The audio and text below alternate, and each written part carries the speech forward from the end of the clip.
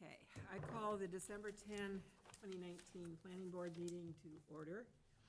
First on the agenda, as usual, is public comment. Anybody wants to say anything that's not on the agenda that maybe we should take up at another time?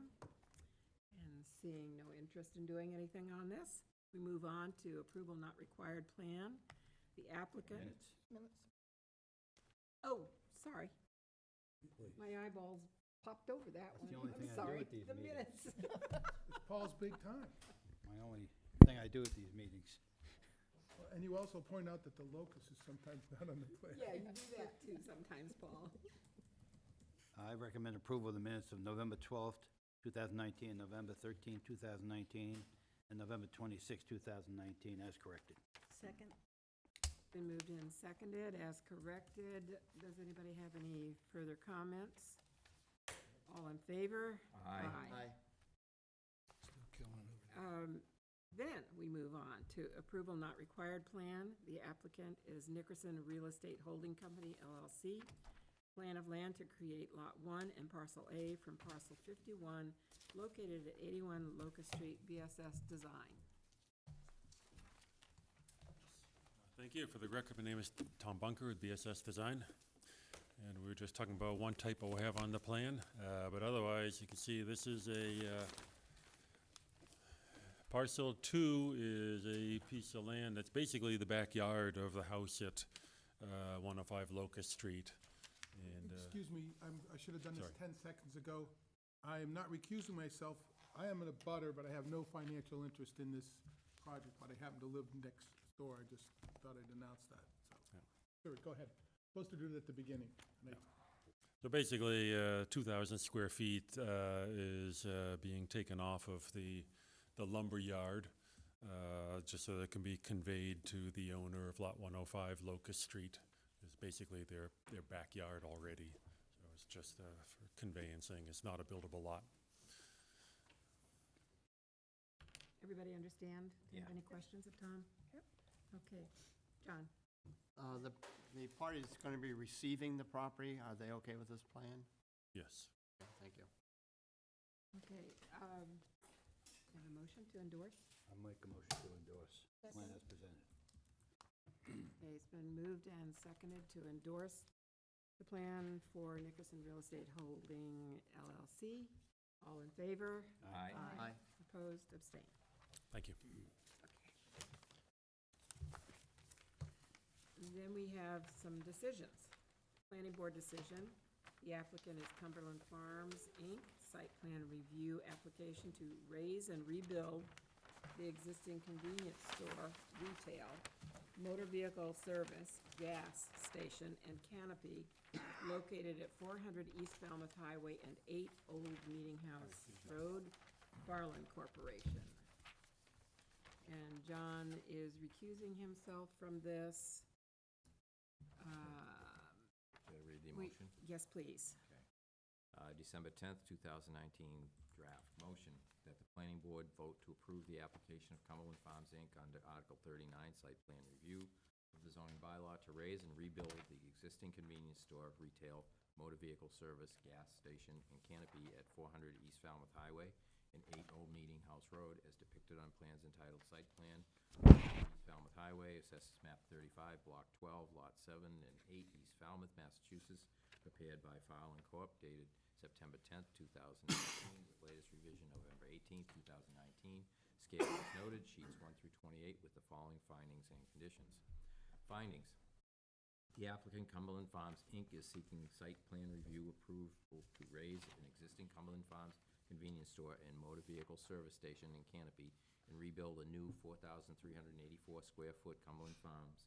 The applicant would like to redevelop two existing parcels, 8 Old Meeting House Road, which was formerly occupied by Wynn Oil Company and contains two buildings, as well as a driveway and parking area, and 400 East Falmouth Highway, which is an existing motor vehicle station.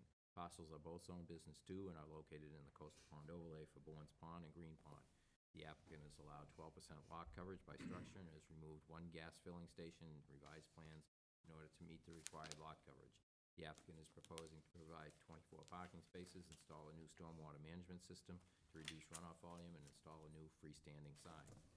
The Town of Falmouth Engineering Division commented on the above referenced site plans and referrals dated October 3rd, 2019, and October 21st, 2019. The applicant's engineer responded to the town's referrals included in a letter dated October 16th, 2019, and November 18th, 2019. The planning board finds the applicant has adequately addressed the engineer's division's concerns.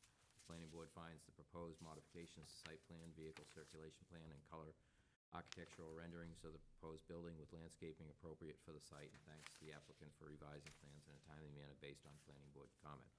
Conditions: 1, the plan shall be constructed as approved. Any changes shall be reviewed by the planning board at a public meeting to determine if a modification of this decision is necessary. Pursuant to section 24183B of the zoning bylaw, no permit for occupancy shall be issued until the planning board is satisfied that the conditions of this approval have been met. 2, the applicant shall obtain an approved driveway permit or street opening permit and post any required bond with the engineering division prior to start of construction. The applicant shall complete the work as approved by the engineering division in the driveway permit. 3, the applicant shall apply for a special permit pursuant to section 24109E to allow parking in the front yards based on the approved site plan.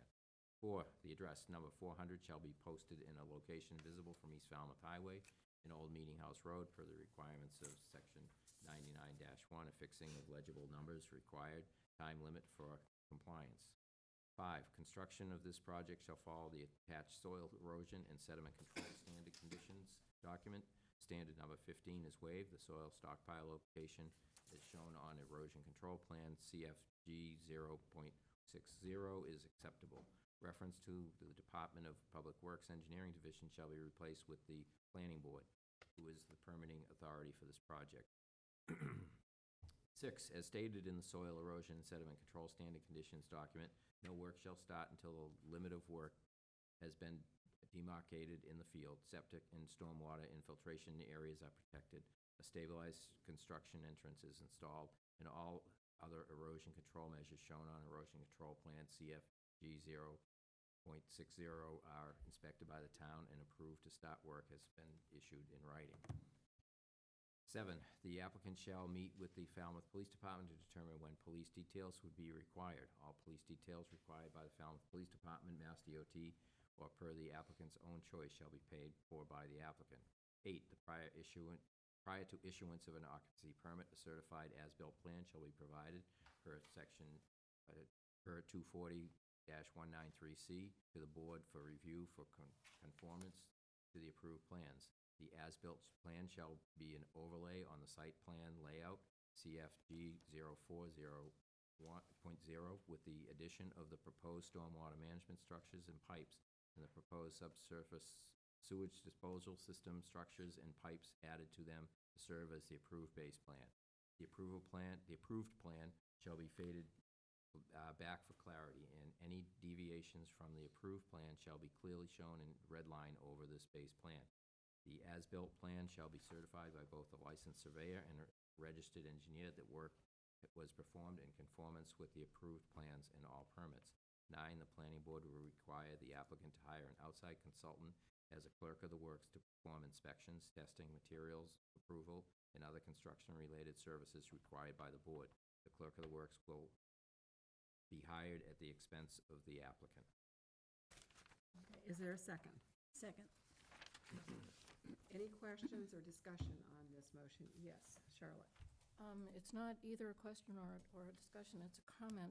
I'd like to just call attention to two things. One, that the board had adopted a policy of requiring as-built plans, and now this fleshes that out, and it's a new thing, and it's good for people to be aware of that. And it's a fine thing. That's number 8. Number 9, this requiring the applicant to hire an outside consultant. The board had a discussion of this about adding at the 53G to our policy. We didn't complete the discussion. We had some questions that revolved around privatizing services from the DPW that went unanswered.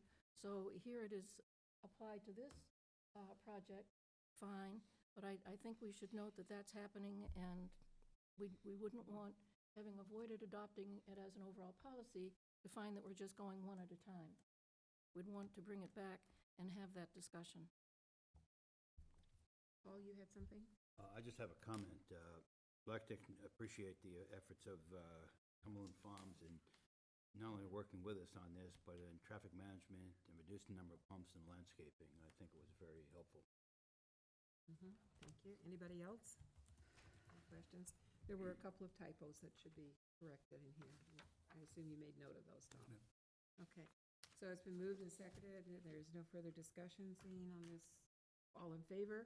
Aye. Aye. Opposed, abstained. Okay.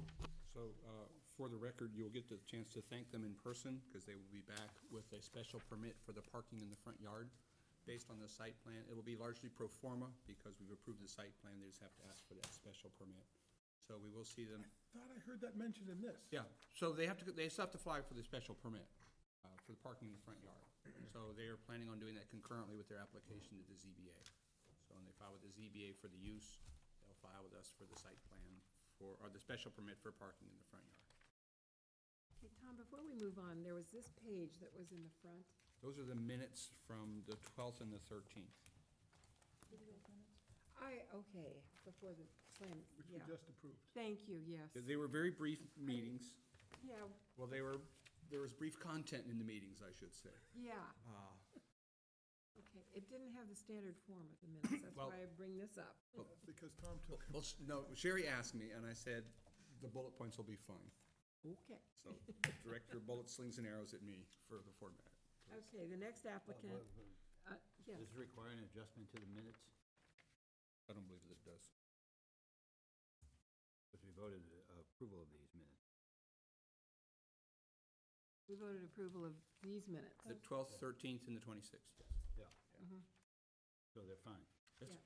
Thank you. No, I was just questioning because they're in a different form, and It looked being funny. me, I didn't recognize. It's strange for me to do it that way, too, so Okay. don't feel bad. Actually, they're clearer. Actually, I thought you were proposing a change in the minutes. Oh, no, just Thank you. what they were. Okay, the next under planning board decision, the applicant is Thomas and Marcia Messer. Site plan review application to modify a previously approved site plan review to construct a new separate structure accessory apartment located at 190 Goleta Drive. And Warwick and Associates, and I don't think you have to, because we don't have the materials that were requested. That's my understanding. We got them today by email. but it wasn't, there was a change that I wanted in the plan that wasn't reflected. Right. The old driveway was still left there in the plan. Okay, There were some sorry. other things, they just need to do the The plan better. engineer's form wasn't stamped and signed, I think, so we don't have a stamp. We do not have a stamped, and it's an unsigned engineer's letter, so we don't have what was required.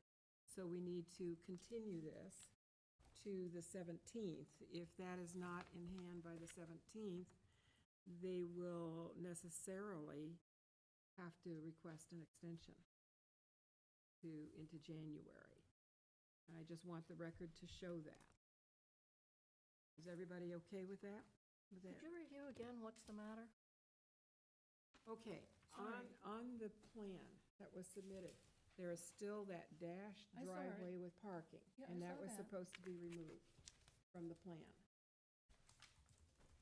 Otherwise, if we approve it, then we approve it with that on it, instead of the approval that we gave for the parking as we originally gave it, which is what we want to occur. Okay? So that has to be removed from the plan.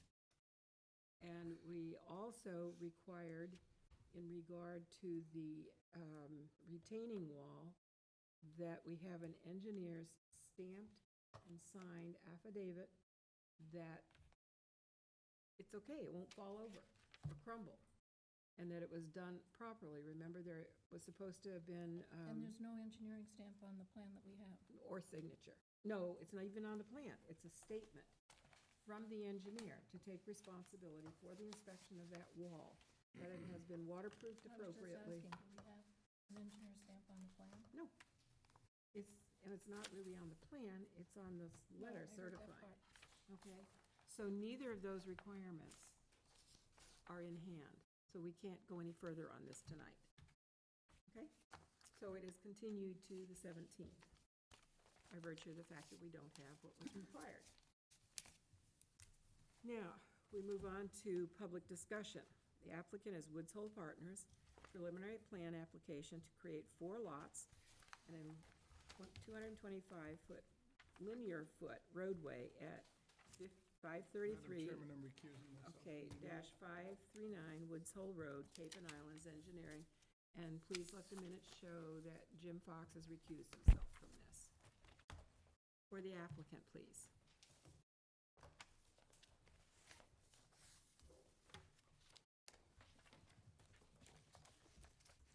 Madam Chairman, members of the board, as you know, I'm Bob Ament. I'm an attorney in Falmouth. I represent the applicant, Woods Hole Partners, LLC.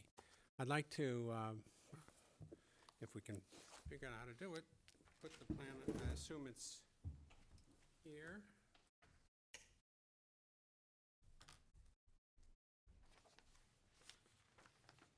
Miraculous. You want to make it full screen, Sure. since you're on a roll? Although I think that's probably pretty good. Let's hit the escape key and we'll get back to where it was. Perfect. Thank you. Woods Hole Partners acquired the 5.4-acre parcel in Woods Hole, the site of the old Nautilus Motel and the Dome restaurant, about 3 years ago, and has been since that time working on redevelopment of the dilapidated property to create 43 dwelling units in 7 buildings and to restore and permanently preserve the dome. Approvals have been obtained from the Cape Cod Commission, the Planning Board Site Plan Review, a Zoning Board Special Permit, which has been appealed to Superior Court. And we are expecting to receive a vote on an application for a certificate of appropriateness from the Historical Commission at its first meeting in January. Woods Hole Partners intends and hopes to proceed with that project, although there's a lot of work still to be done in connection with that. In November of this year, just about a month ago, Falmouth Town Meeting amended the Falmouth zoning bylaw to change the height, maximum height allowed in the business redevelopment district. The bylaw allowed 35-foot tall buildings without a specification as to the number of stories allowed. Town meeting changed the bylaw to restrict the height of a building to 2.5 stories. Unfortunately, town meeting did not even provide for a special permit to be granted, and I think that's a significant error by the town restricting development in the business redevelopment districts. In any case, anticipating that there would be a limitation on the height of buildings in the business redevelopment district, even if it required a special permit from the planning board, where the applicant has a special permit from the Board of Appeals for the multifamily development. We filed the plan that you have before you and on the screen on November 7 of 2019, prior to a town meeting. And we did so not anticipating that we will actually develop the property as suggested by this plan, although under some circumstances that could happen. Our hope, as I said earlier, is to develop the property as we've been working on for the past couple of years. But the effect of filing the preliminary subdivision plan freezes the zoning during the period that the plan is processed, and while a definitive plan is being processed, as long as it's filed within 7 months of the filing of the preliminary plan. And then if the definitive plan is approved, the zoning in place at the time of the submission, in this case, free of the limitation to 2.5 stories, remains in effect for a period of 8 years from endorsement of the definitive plan under current Massachusetts law. Even if the definitive plan were denied, the current zoning would remain in effect for as long as that decision is being appealed. And if the plan is then revised to meet the objections of the planning board. Under some circumstances, the applicant, that is Woods Hole Partners, presently holding all those permits, having spent, I don't know if it's $1 million now, but hundreds of thousands of dollars on the permitting effort and working on the restoration of the dome and so on, could be subject to that new bylaw. Two of the buildings, the two larger buildings that have been approved, as I've said, are 3 stories tall, and under some circumstances, the being required to comply with the new bylaw would be disastrous to the project. So we filed the plan taking advantage of the statute, which is intended solely to protect developers in the process of development, such as Woods Hole Partners. And we've effected the zoning freeze, and we intend to pursue approval of this plan through the definitive plan process, even though the purpose of the plan is primarily to freeze the zoning, and probably this plan will not be actually utilized. Case law in Massachusetts is very clear that the filing of a plan for this purpose is perfectly okay. And whether it makes sense or not, that's the process that the legislature set out for a developer to not be subject to new zoning in the middle of a construction or permitting process. So that being said, the planning board will review this plan for compliance with the subdivision rules and regulations, and exercise its duties and discretion, just as it would if this plan was likely to be adopted. We have, as I said, a 5.4 acre site. The zoning allows 20,000 square foot lots. We're only proposing to create 4 lots with an average of about over 50,000 square foot a lot. 2 of the lots have adequate frontage on the Woods Hole Road. It's likely that one of those and the other 2 lots at the end of the short cul-de-sac road, it's about 300 feet long or less, access would be off of that road. So the potential use of this road, at least if it was for just residential purposes, would be slight.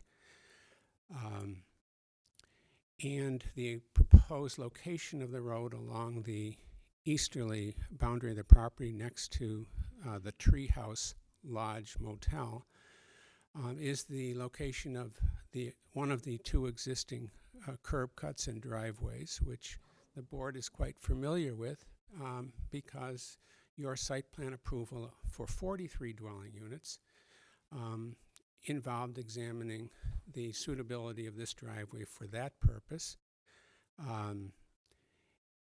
The site plan approval involved the review of traffic consultant reports,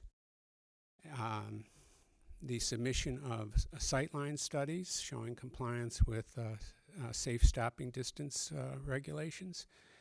And we have approvals for this curb cut in that location from, for the multifamily use from the various boards I mentioned.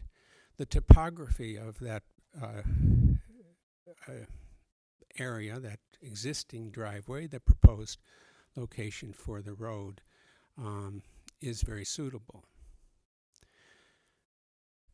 The center line of the proposed road is only about 190 feet. I think I saw one calculation even shorter, from the center line of Church Street on the other side of Woods Hole Road. The Planning Board subdivision rules and regulations require a intersection separation of 300 feet. So we would need a waiver of that particular requirement. There are just a couple of other waivers that would be required or requested. One, we would, although we have a 60-foot road layout coming off of the Woods Hole Road, we would like to keep the location of the road within that layout, as shown on the plan, rather than moving it to the west, which would be more difficult from a topographic point of view. And there may be a waiver requested with regard to radius at the street. But these are the types of waivers that I believe the Planning Board would be inclined to grant in many cases, particularly one where the location of the road is, as I've said, where there's been for years and years, like 70 or so, a driveway serving a major commercial development. Now, we wouldn't need any waivers at all, we think, if we put the road on the west side of the property at the other curb cut, because at that location, the proposed road would be 325 feet away from Church Street and not proximate to any other intersections. The problem putting it over there, though, is that the topography is steeper, and to meet Planning Board rules and regulations with regard to slopes and grading, we would need to come up this way to put our turnaround in order to gradually climb that hill. There would be a lot of grading involved, and it would be expensive, but it could all be done without waivers, we believe. The rules and regulations of the Planning Board specifically say that subdivisions should be laid out to avoid excessive cuts and fills and to be consistent to the extent practical with existing topography. Economics and aesthetics are both mentioned in the rules and regulations. We think that the proposed driveway location on the east side of the property is a much better location than the location to the west. Now, the purpose of a preliminary plan filing is to gauge the temperature, if you will, of the board in response to a proposed layout of a subdivision, to see if issues can be identified, the preferences of the board stated, in order to guide the applicant in the submission of the definitive plan and make the whole definitive plan process easier. Our hope is that you agree with us that if we're going to divide this property, if we were in fact going to divide this property, the better location for the new short road would be on the east side, as we're proposing, instead of on the west.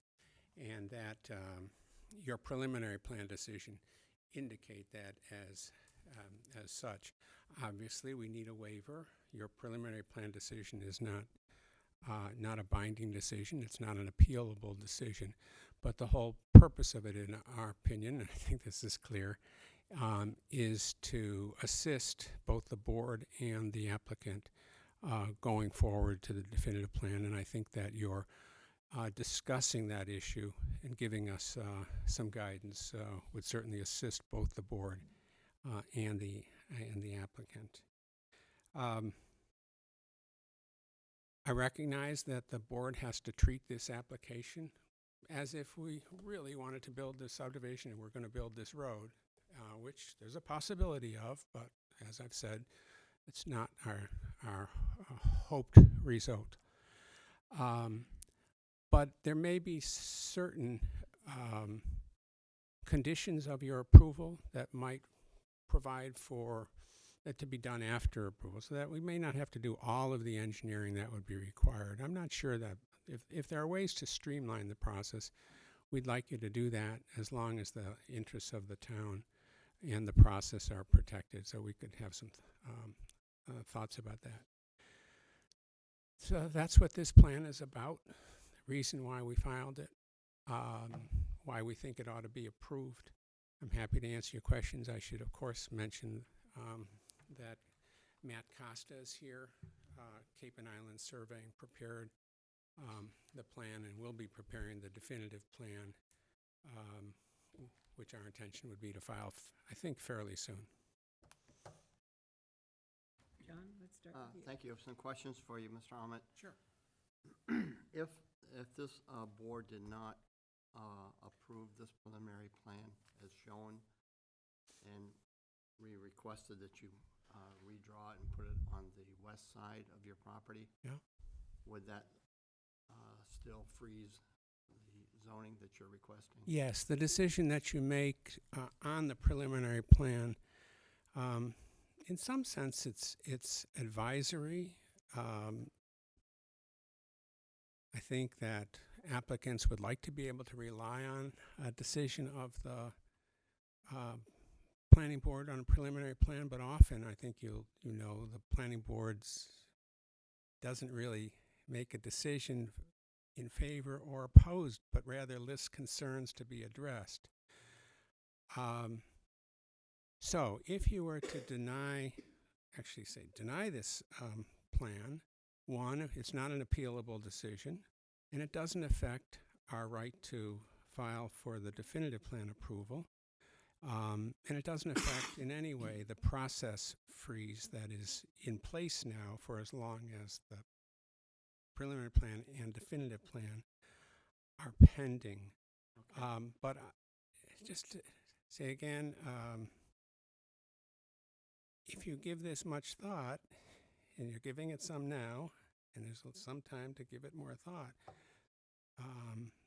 the waiver that we're requesting has no adverse impacts. It is a better plan for the property because of the expense and savings and a better aesthetic result to the property. This is a better result than if we put it on the other side. And I just will say that there'll be a lot of work in terms of designing drainage and grading and walls and so on that Cape and Island would be doing to design a much worse plan. I have a second question. Yeah. So we've already approved a plan for the site. Yes, sir. And isn't that zoning already frozen? Or if they went forward with that plan? And if it's yes, why are they not? Why aren't they just proceeding with what's already been approved? Well, there are all sorts of reasons, and those are very good questions, and there are questions that we've certainly asked ourselves. The state statute says that a project, even one approved by a special permit, is protected from zoning changes only for a limited period of time. Now, Unless they start using the permit, if they enact the yes, permit. but in this case, first of all, our Board of Appeals special permit has been appealed, and that process, though we hope it will be resolved soon, could stretch on for years. But that freezes it at that point, right? Am I correct? Yes, it Okay. does. However, we have other permits that we're still working on, such as historical. And it isn't clear, let's say we didn't have the appeal of the zoning board decision that's freezing that process. If another board's approvals took a long time, that wouldn't freeze the zoning. Also, significant. What other boards would you require to get approval for? We don't yet have our historical commission approval, and we also need to deal with the Mass Historical Commission. We also have to go back and we'll amend the Cape Cod Commission decision because of changes that have been made in the process. There's a lot of work to be done before we'll put a shovel in the ground. We're making significant progress. At this point, we're really working straight out to get to a building permit, but that is months, if not quite a few months, away.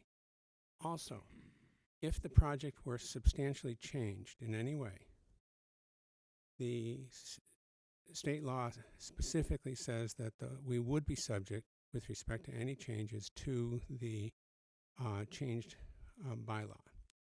The point of all this is that we have a project involving quite a few tens of millions of dollars that we can't be sure of the future. To not affect the zoning freeze that we're entitled to do and that we've now done would probably be malpractice. You may be right. We might not need this zoning freeze at all. Hopefully we will be in construction by summer. No, I just wanted the explanation. I appreciate that. Can I just make one other statement, please? So if you redesign, if this board asks you, doesn't give you the 200-foot, the waiver from 300 feet. If Yes, for sir. some reason it does not, and you redesign a road at your other curb cut on Yes. the western end of the Yes. property, as you stated, it would be expensive and money spent that you don't think you probably would ever get any benefit from as far as actually using that road.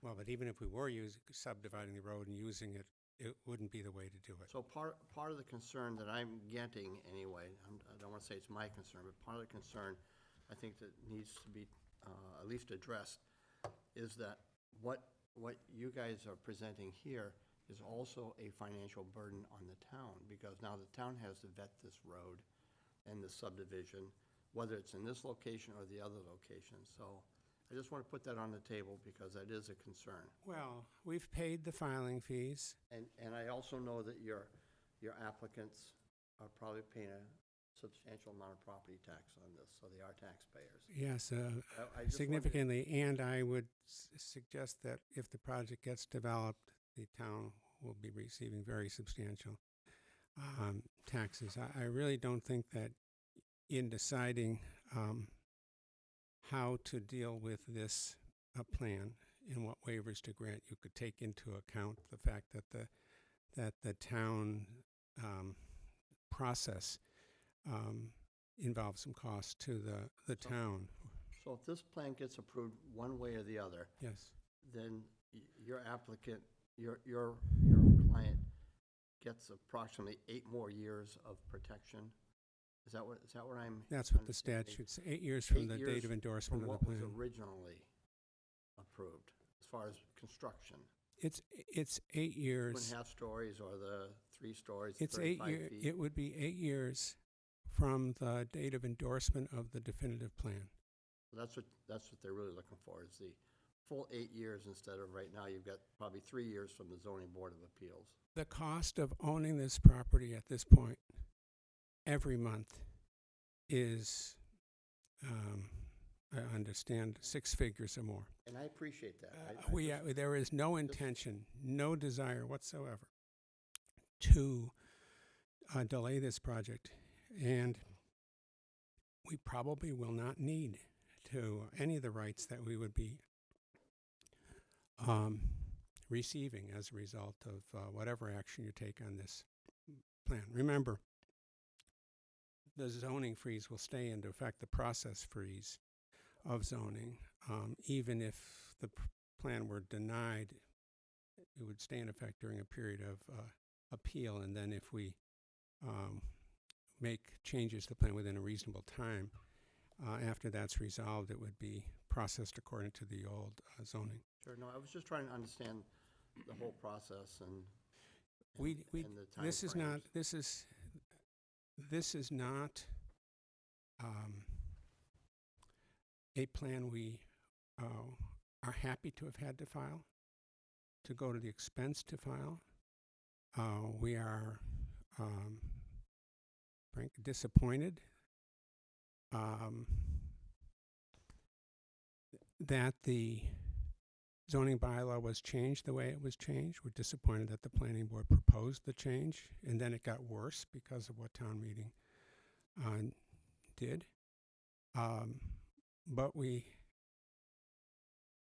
have had to protect our interests with respect to the property, and this is the way the state says you have to do it.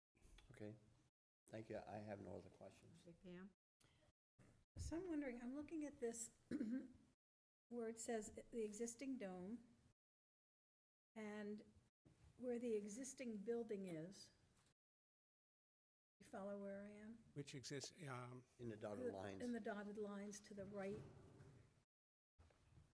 this area well, down further toward the, what says the dome. here? Yeah. Oh. So I thought that the building,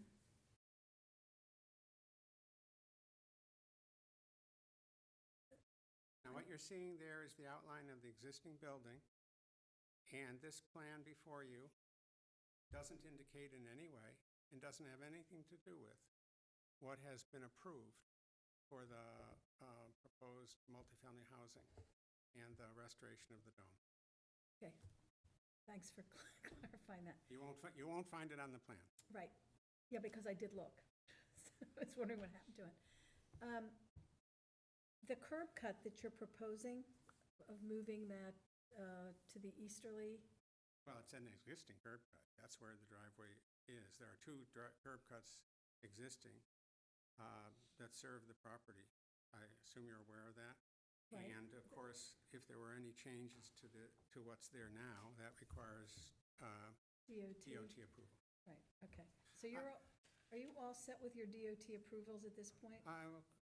Matt Cuss knows more about that, but I don't think the answer is yes. I think we still have more to do with DOT. At some point, I'm assuming you're going to come back and we'll have all of the definitive, Yes, as soon as the historical commission certificate of appropriateness is issued, which hopefully will be within a month, and we're already working on going through the approvals we've received, identifying what changes have occurred to the plans with respect to each of the approvals we received, figuring out whether those are minor changes that even in total could be approved administratively. For instance, we have a large building. It's called Building E. It's fairly near the dome, but it's been moved. It's been relocated, so it's farther away from the dome. It's now a smaller building. So we think that kind of a change probably would be approved administratively and doesn't require a hearing. There'll be some grading changes, and some buildings have been twisted a little bit. We don't think the lot coverage is increased and so on. So we have to go through, we have to analyze all the changes that have been required by the different boards and put together a final plan and deal with getting a final approval for each of the board, even as we're working on some other things like DOT and the preservation restriction with Mass Historic. So there's some months, quite a few months of work to be done, and we will be back to the planning board at least seeking administrative approval, if not a modification. We have to do the same with the Board of Appeals. We have to do the same with the Cape Cod Commission. And we still have to, before we could start this project, get a building permit. Well, you could get a building permit at one's risk, but we've got to deal with litigation in the Superior Court. Okay, thank you. Charlotte? I don't have a question, I just want to make a comment.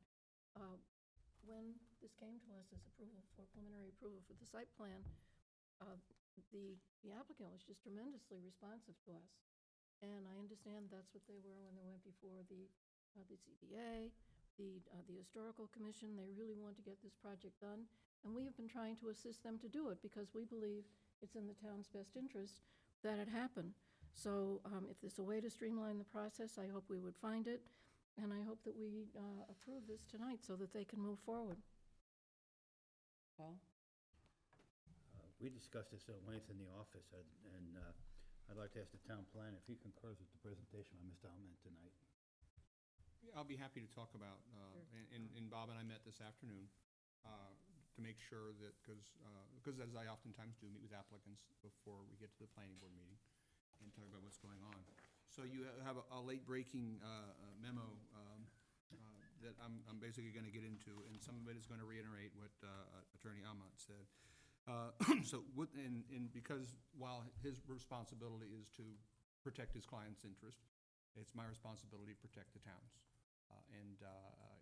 And that's where all this stuff comes from. So Woods Hole Partner has submitted a preliminary plan, and in earlier discussions with their counsel, and their accompanying letter indicates that the reason is, as he said, to grandfather the property from the 2.5 stories recently adopted by town meeting. The submission of the plan has created some consternation. We've got a lot of calls from people, and as well as in-house, as in, oh, I thought they were building the dome. Why are they submitting a subdivision plan? And largely that is in order to grandfather the zoning. They don't intend to build a subdivision plan. That said, with the filing of the definitive plan, the first thing I did was confirm with town council that it was filed in a timely fashion, in order to make sure that they're in the game to freeze the zone. Because from my perspective, if we're looking at fixing our zoning bylaw and we've had an understanding of what the zoning bylaw was before, and we went to town meeting to clarify that, then my responsibility once again is to ensure that we're protecting those things that we amended and move forward with. So from my perspective, the same as Attorney Ament's. So we did find out that, in fact, yes, it was filed on a timely basis, and as Bob pointed out, they're in the process of a process freeze right now. So they can build what was approved, absent the appeals and minor changes and things like that during this process, and they're not subject to the zoning change during this process appeal. We don't see an awful lot of preliminary plans. For the most part, people file definitive plans. Under Massachusetts general law, the board has 135 days to approve a plan. And the state law says the planning board shall approve a subdivision plan. So there's no way to deny a subdivision plan. You essentially look at a subdivision plan. If you deny it for these 14 reasons, whatever they happen to be, if the applicant addresses those 14 reasons, they come back and the plan's approved. So basically the cards are in the hands of the developer to make sure that those things get done, and the statute says the planning board shall approve a plan. So we don't see a whole lot of preliminary plans, and when we do, it splits that 135 days between the preliminary and the definitive. So we now have 45 days to render a decision on the definitive plan, and that 45 days is December 22nd. Following a vote up or down of the preliminary plan, the applicant has 7 months to return with the definitive plan. So the process is they file a preliminary plan, the board adjudicates that, and then as long as they file a definitive plan within 7 months of the board's decision, then they can still move forward with the zoning freeze. So when it comes back, the board will have 90 days to vote on the definitive plan. And if there's any appeals for the applicant, of the subdivision approval, once again, that extends the date as well. So this would afford the applicant up to 8 years for the zoning change, as Bob mentioned. Based on the schedule of 45 days here, up to 7 months to file a definitive plan, 90 days to complete that definitive plan process, you could estimate that September 14th, 2020, the planning board could be endorsing the definitive plan. And from that date of that endorsement following an appeal, they'd have essentially 8 years from that. So we're into 2028 as far as the zoning freeze on the property. In spite of the fact that we don't believe they're going to build a 4-lot subdivision, we're required to review the application as if it was going to be built, because plans have a life of their own. And in fact, town council has advised that even the applicant letters mentions they don't intend to, and courts have held that an applicant that never intends to use this it's not a violation of the subdivision control law, it's the process that they're allowed to do. But council goes on to say, however, the plan must be evaluated through the same process and rigor given plans which are intended to be utilized. There is no lower standard quote for plans which are merely intended to make use of the zoning freeze, section 6 of chapter 48.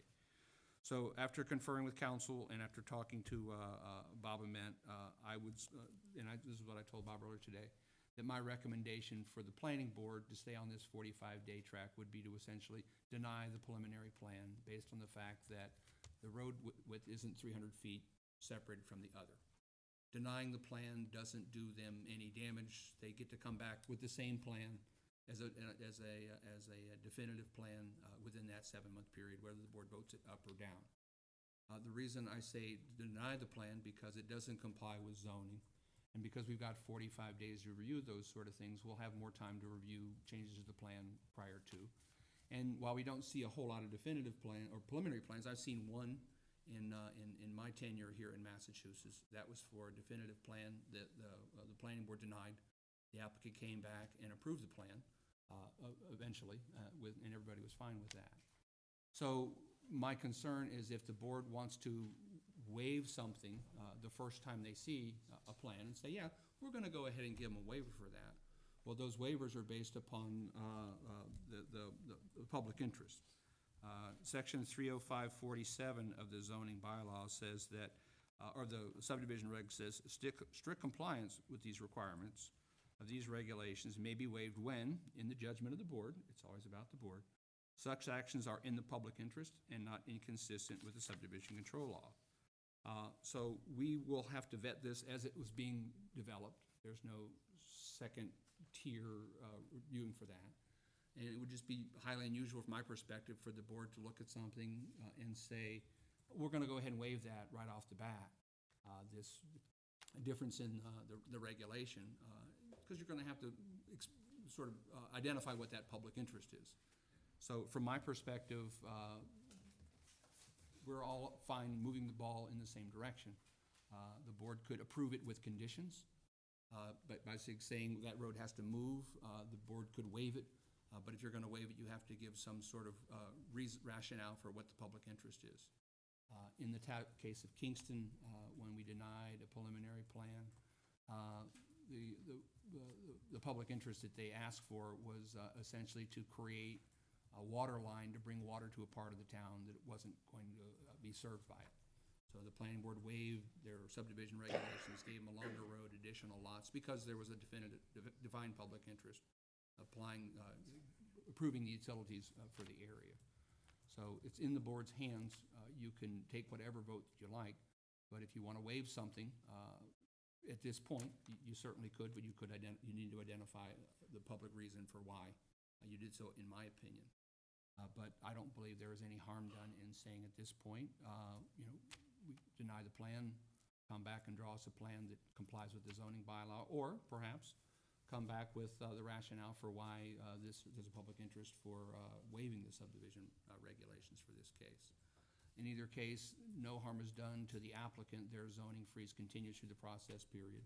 And at the end of the day, we'll likely approve a definitive plan because we have no choice under Massachusetts general law. If it comports with our regulations, we are obliged to approve it. And at that point, it's in the board's hands what they want to do. If you want to give a waiver for something tonight, if it's in the public interest, that's your role, but that would be unusual from my perspective. And as town council said, there's not a lower standard for a subdivision plan that essentially protects someone's zoning as there is if someone was building something or designing something they're going to build.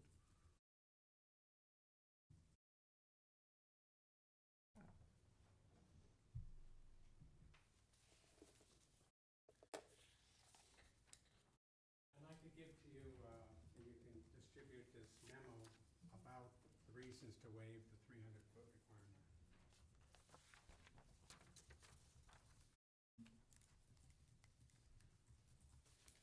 We're not asking you to waive anything tonight. We're not asking you to waive anything tonight. Your decision is not binding on the board on a preliminary plan, and it's not appealable. What we're asking is an indication of where we're going with this plan. The purpose of preliminary plan is to identify issues and give direction. Don't tell us that you want us to put the road on the west side of the, if that's not what you want, if that's not what you think you want based on this preliminary information. Denying this plan sends the wrong message to us as developer and does not at all do what Ms. Harris has suggested of working with the applicant.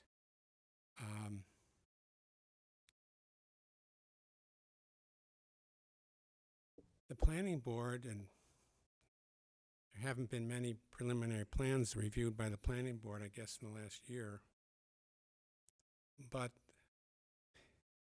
the planning board grants waivers where appropriate all the time. In fact, there's been at least one appeals court case raises the question of whether, if a subdivision is small enough, in that case it involved one new lot, whether a applicant would be entitled to a waiver of a certain requirement. There simply isn't any reason in the public interest not to grant a waiver in this case. But you get to decide that later. I just think it's a mistake, and it's the wrong thing to do, to have us come in here and end up with a denial. That's not right. And our request in this case is the right request.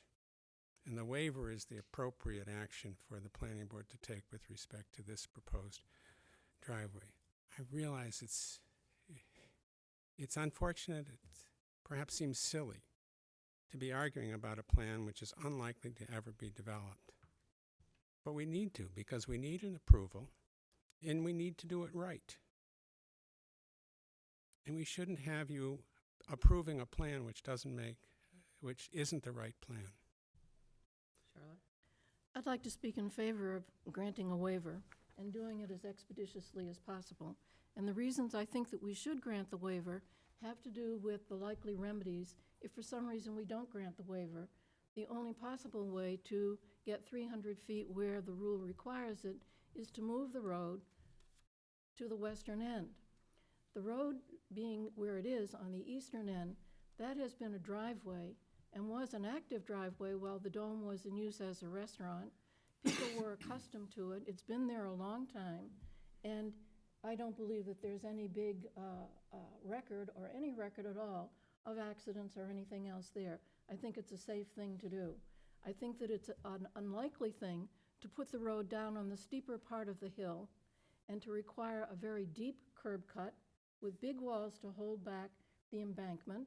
And in order to make the curve that would be necessary, you would have to probably move the buildings and parking lots that we already approved, and you'd have to put it through the part that creates sort of a natural green among the three buildings, but actually is aesthetically pleasing.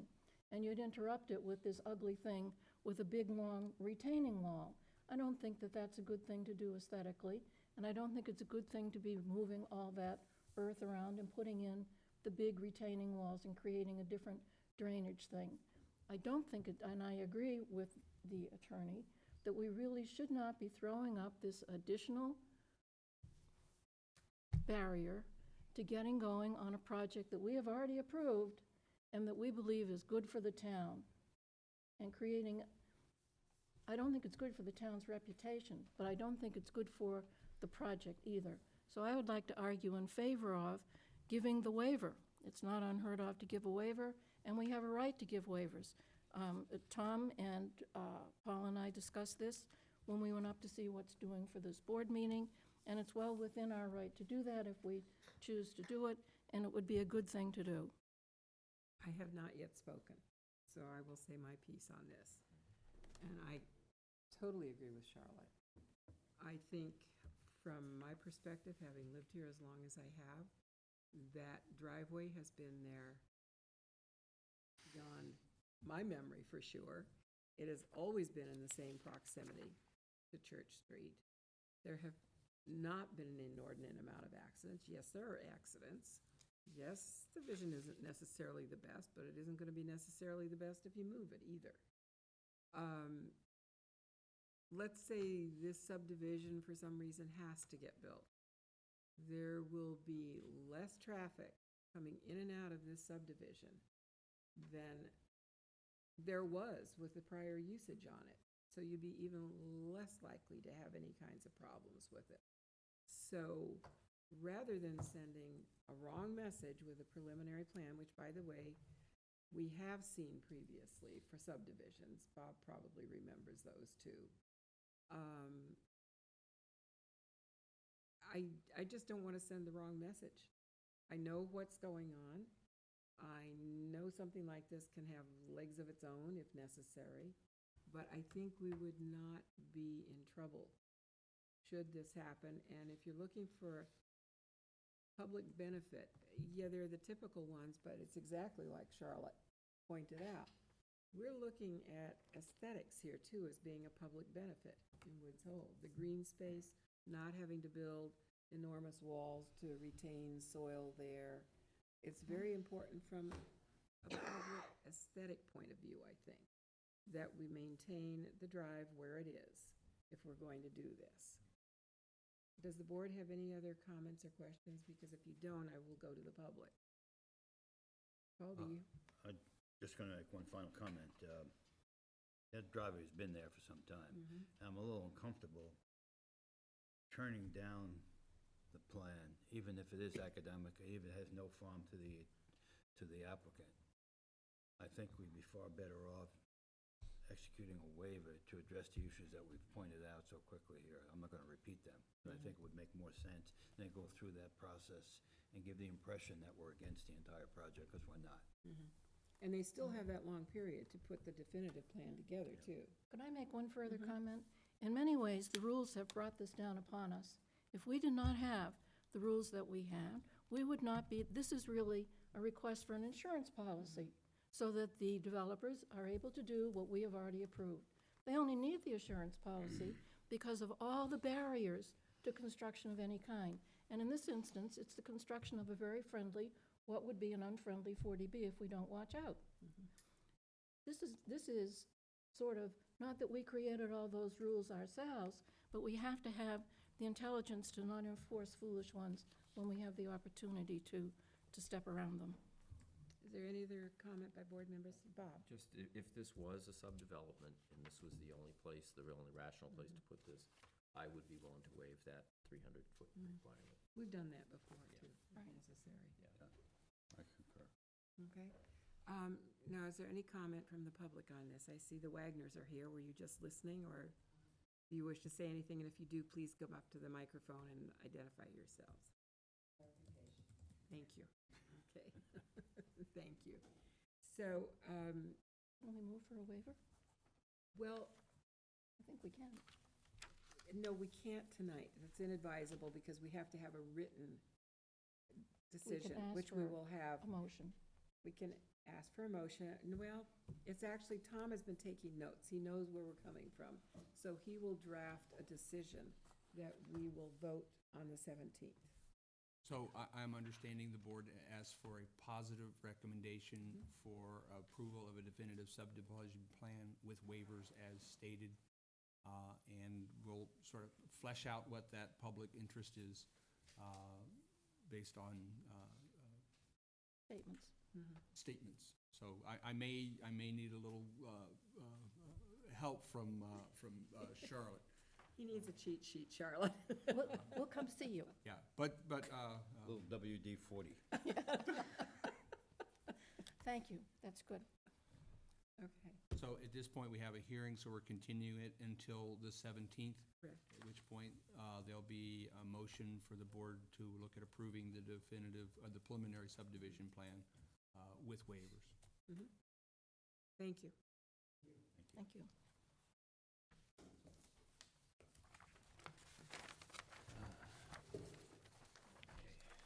Okay, moving on now. We have planning board discussion. 797 Main Street LLC. And for the applicant, please. I'm here to learn.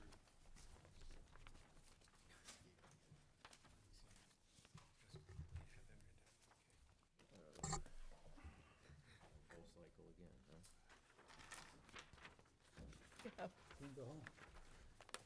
You're a comedian. Oh, Jim's back.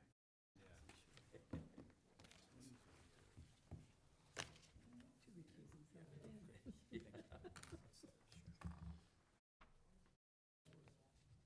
That's good, thank you.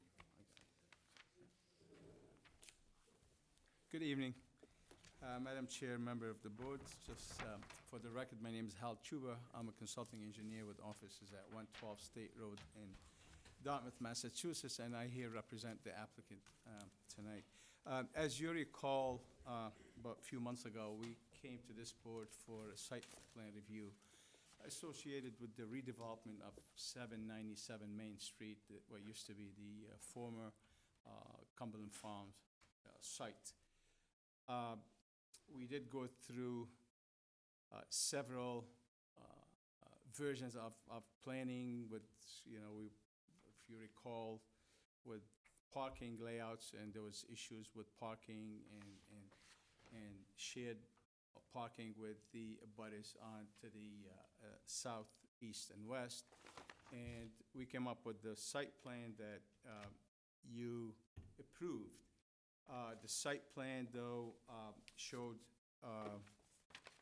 19 parking spaces on our site, and we needed 28 parking spaces for the proposed use. Just to refresh your memory, the proposal was to develop a mixed-use facility on the property, a restaurant on the first floor, 44 seats, with 3 apartments on the second floor, in compliance with section 240-240, which, in the business redevelopment, we did address the issues of adding the landscape, closing one of the driveways, moving the parking to the rear of the property, and all the other issues. We needed 9 parking spaces. You indicated that we should reach out to the abutters and work that we did. It took a few months to do that. Probably we came up with the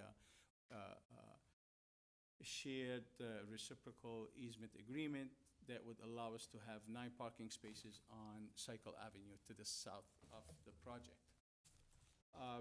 After we got your approval, we filed with zoning, and we did present the plan to zoning. Zoning board,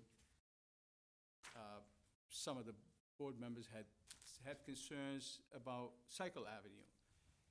And mainly the concerns were whether the owner had the right to park on the street, or whether he had the right to give us easement to park on the street. So I went back and forth with the owner. The owner indicated, we looked at the records shows that he does own the property. He's the assessor's maps shows that he owns Cycle Avenue as part of his property, to the rear, and I believe although it's a public way. We went back to the zoning board. We explained that this is a private, it's owned by this guy. Yes. It's a private way, isn't it? It's a You said a public way, it's a private way. It's a private way. I'm sorry, it's a private way. It's not a public way. It is a private way. Still, also, although there was other issues too with site plan, maybe parking and locations of the dumpster and also location of loading dock or loading area. So we went back and forth we tweaked the site plan to address those comments.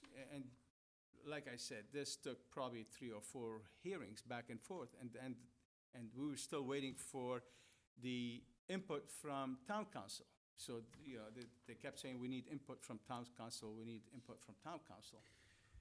So at the last meeting, before the meeting, I sent an email to Noreen, and then I got an email back saying, we have those concerns, and the concerns had still to do with Cycle Avenue, whether we have the right to use it, whether he has the right to use it, whether they agree with the agreement, with the issue with the parking, with the access to Island Queen. And so really, we got frustrated. I mean, we've been trying to work with every board, every butter, and to come up with the plan that we can develop our property and within our rights.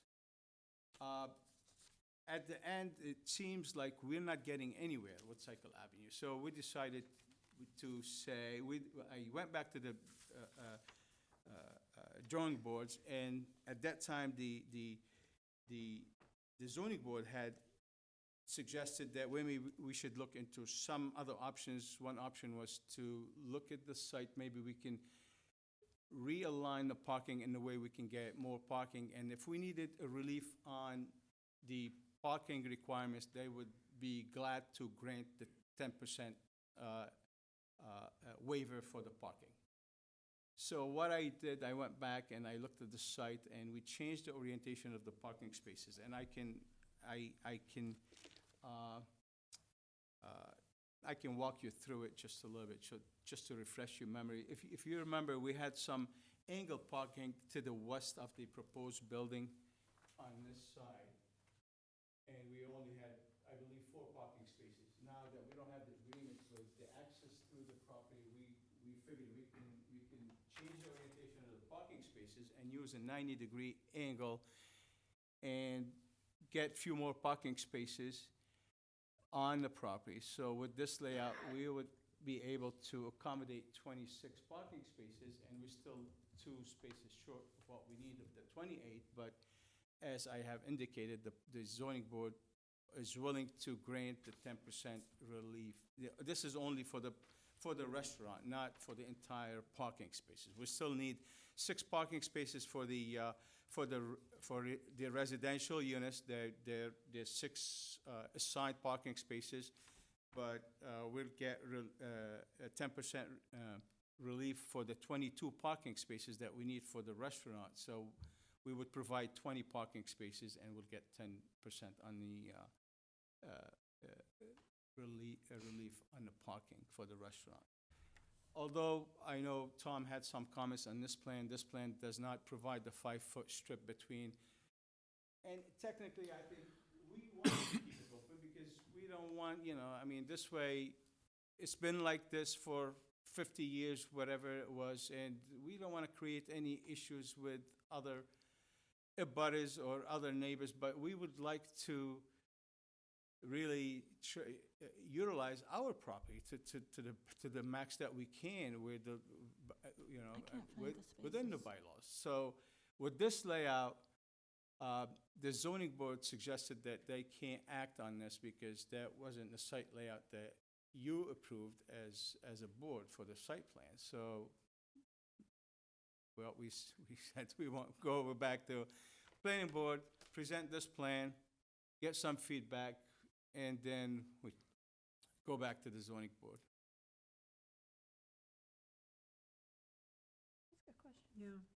I can't find the spaces. I'm looking for the spaces. I can find 17 of them, and I see an area beside the resident parking that's marked, it looks like 9, but I don't see them. Could you point them out, do you mind, the ones that are behind the building?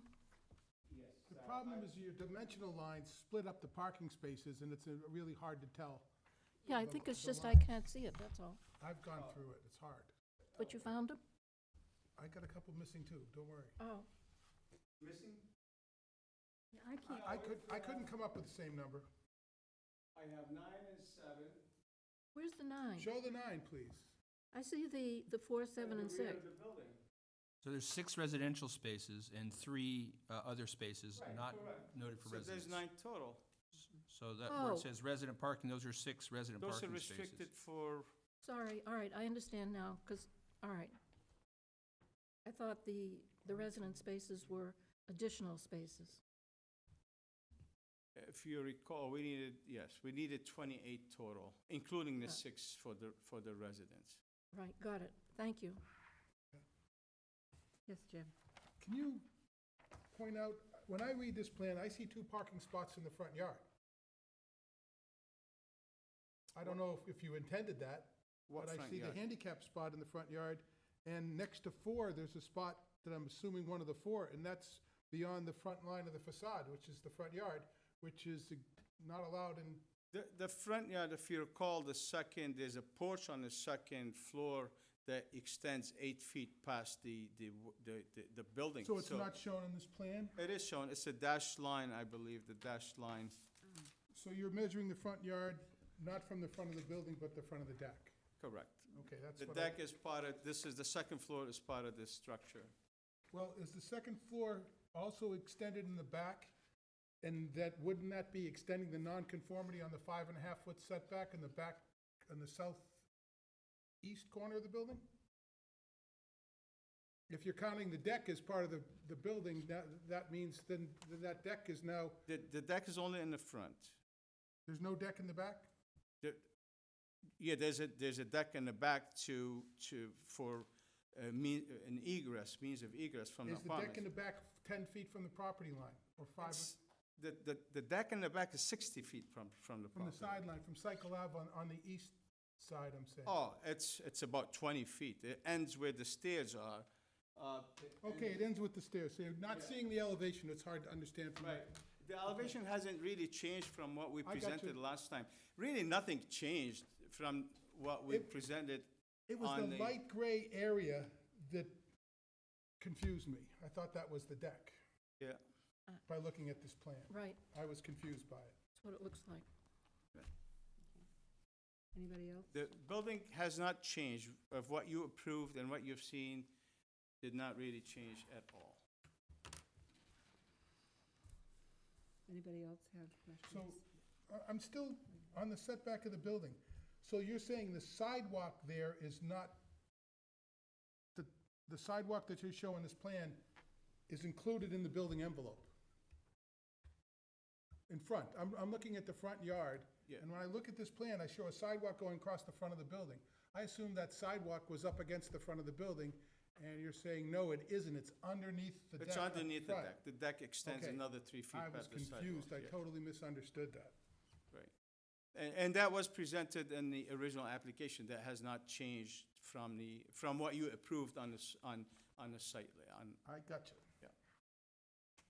Thank you. Yeah, I just have one comment on parking spaces. Sure. I see the 6 residential areas, but the capacity of the restaurant sets the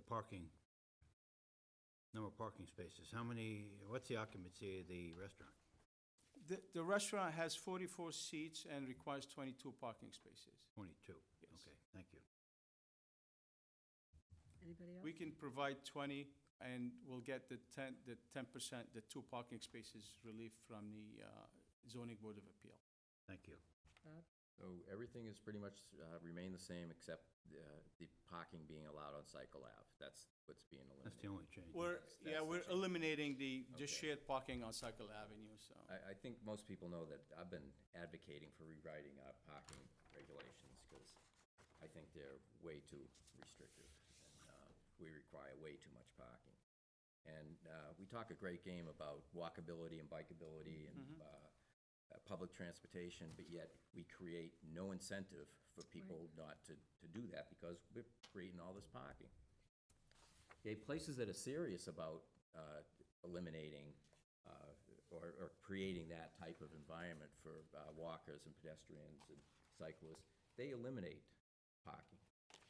The city of Copenhagen has eliminated 2% of its parking every year for years.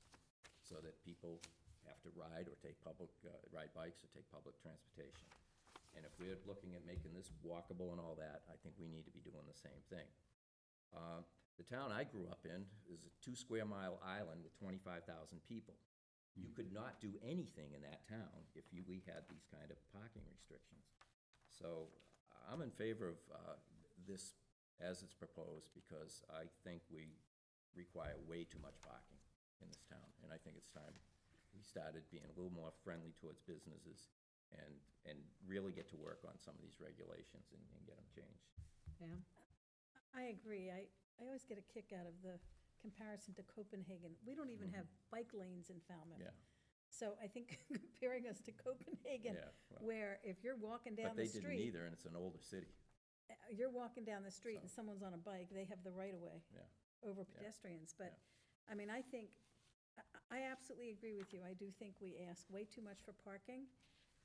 But I also think that we have to do much more to make this bike-friendly and pedestrian-friendly. Absolutely. Are we gonna run into this every time we have a site plan? Yeah. John? I'm in support of the plan, but it still looks like one of the handicap parking spots is beyond the roof line in the front of the building. I see the dotted line. That's the way There's two there. But one is in front of the building. It is. Well, I see the 5-foot sidewalk, and I see a dotted line right next to it. That's gotta be the 8 feet. So yes, one handicap space Is in the front yard. is in the front yard. Did you say you had 2 handicap? Right, no, I think, yeah, I do have two, but I think that's the threshold. I might double-check the regs, I might need only one.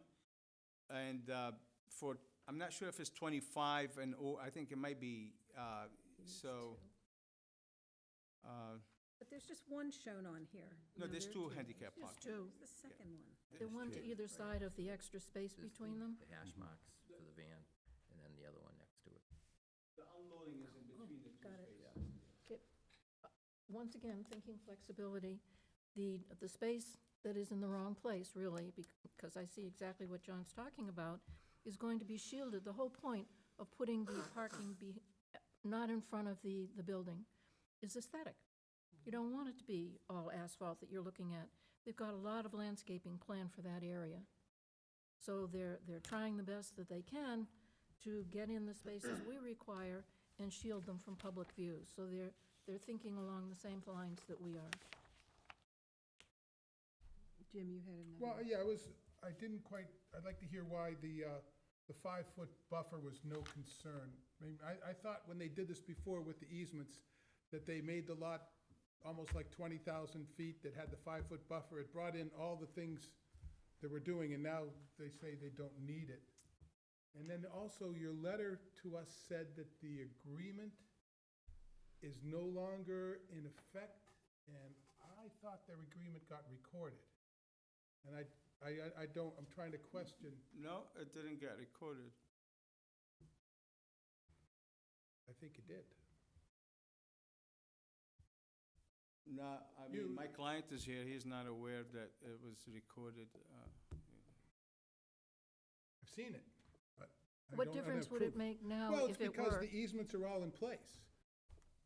All the things that they negotiated before are done. That, Right, but they do have the right to revoke anyway, so it's not, you know. was it? I'm not sure I agree. I don't have the agreement in front of me, so I can't argue with it. But it wouldn't change whether or not we approve this plan. It means that they might have an The old plan alternative, that but we did approve had ways for the flow around the building, everything was stabilized, and this one goes back to what's there. And right now, people are in this building here.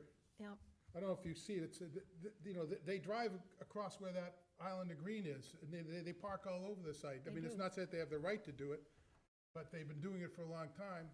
And I thought the easement was reciprocal, gave both parties rights to go over each other property and solved all the legal issues.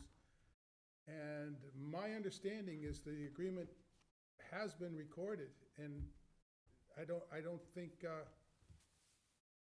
I think we need to check on that, if that's Is not the it- case. do you If think- they have the right to revoke it, then it's fine, I have no comment, but I'm not sure. Oh, yeah. We had the document that was given to us, I didn't bring it tonight, but we have the ability to read it. You presented that document to us, Yes, absolutely. so we It can was check on reviewed that. by town council and by, I just think going back to this has more problems than it's not so simple as just to go backwards, is what I'm saying. Okay, Because- I have a question. Because there's an agreement. But they're not going to honor it, and if they have to take the step to revoke it, where are they?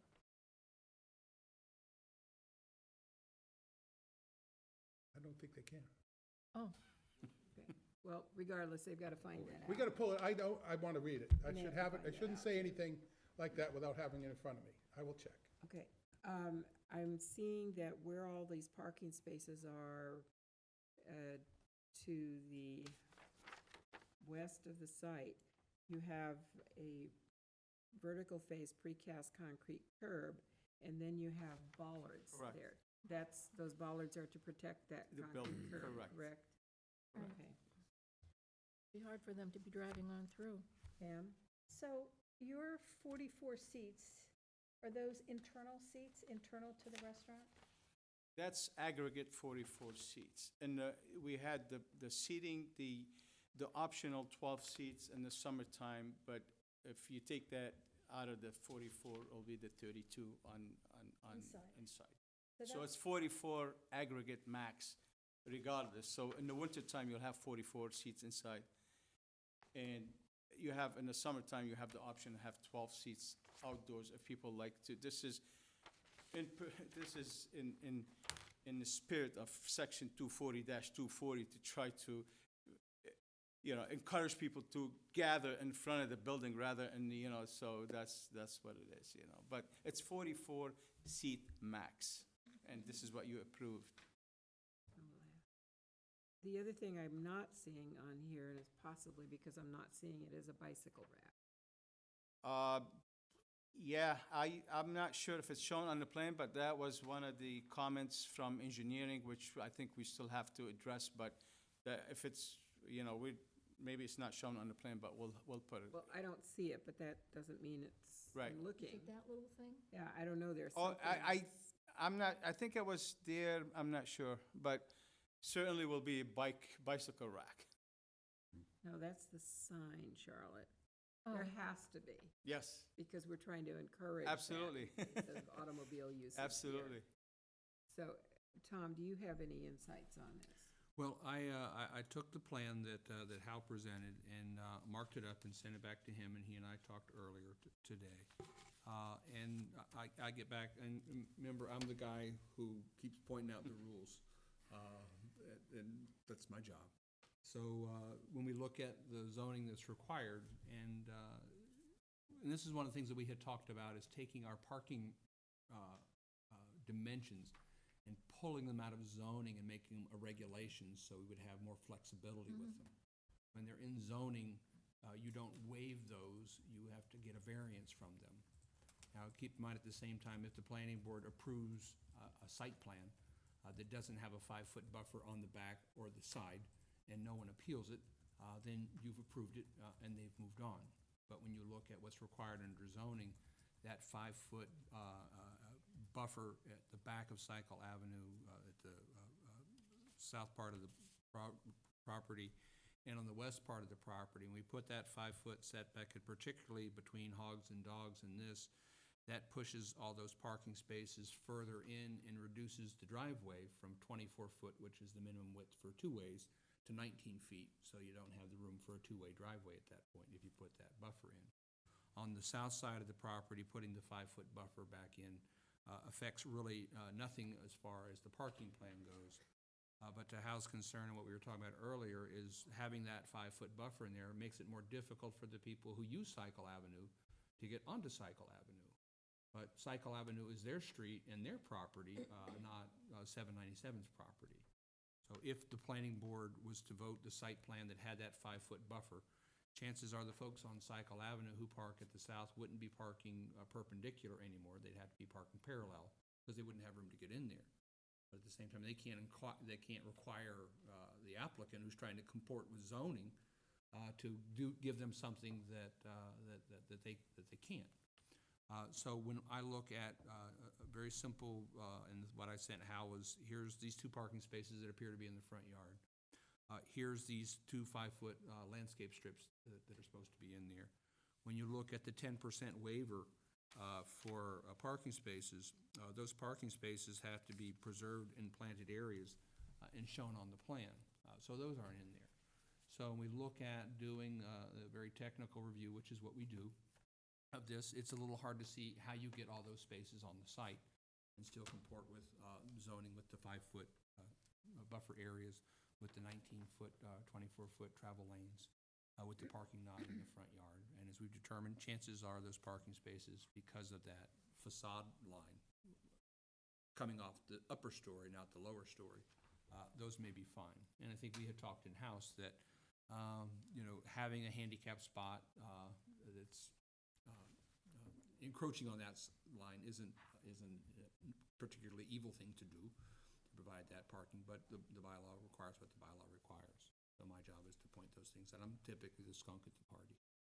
Well, yeah, are you, Noted, I got that. yes, are you saying then that because the 5-foot buffer doesn't exist on the, is that the west side, On the west side.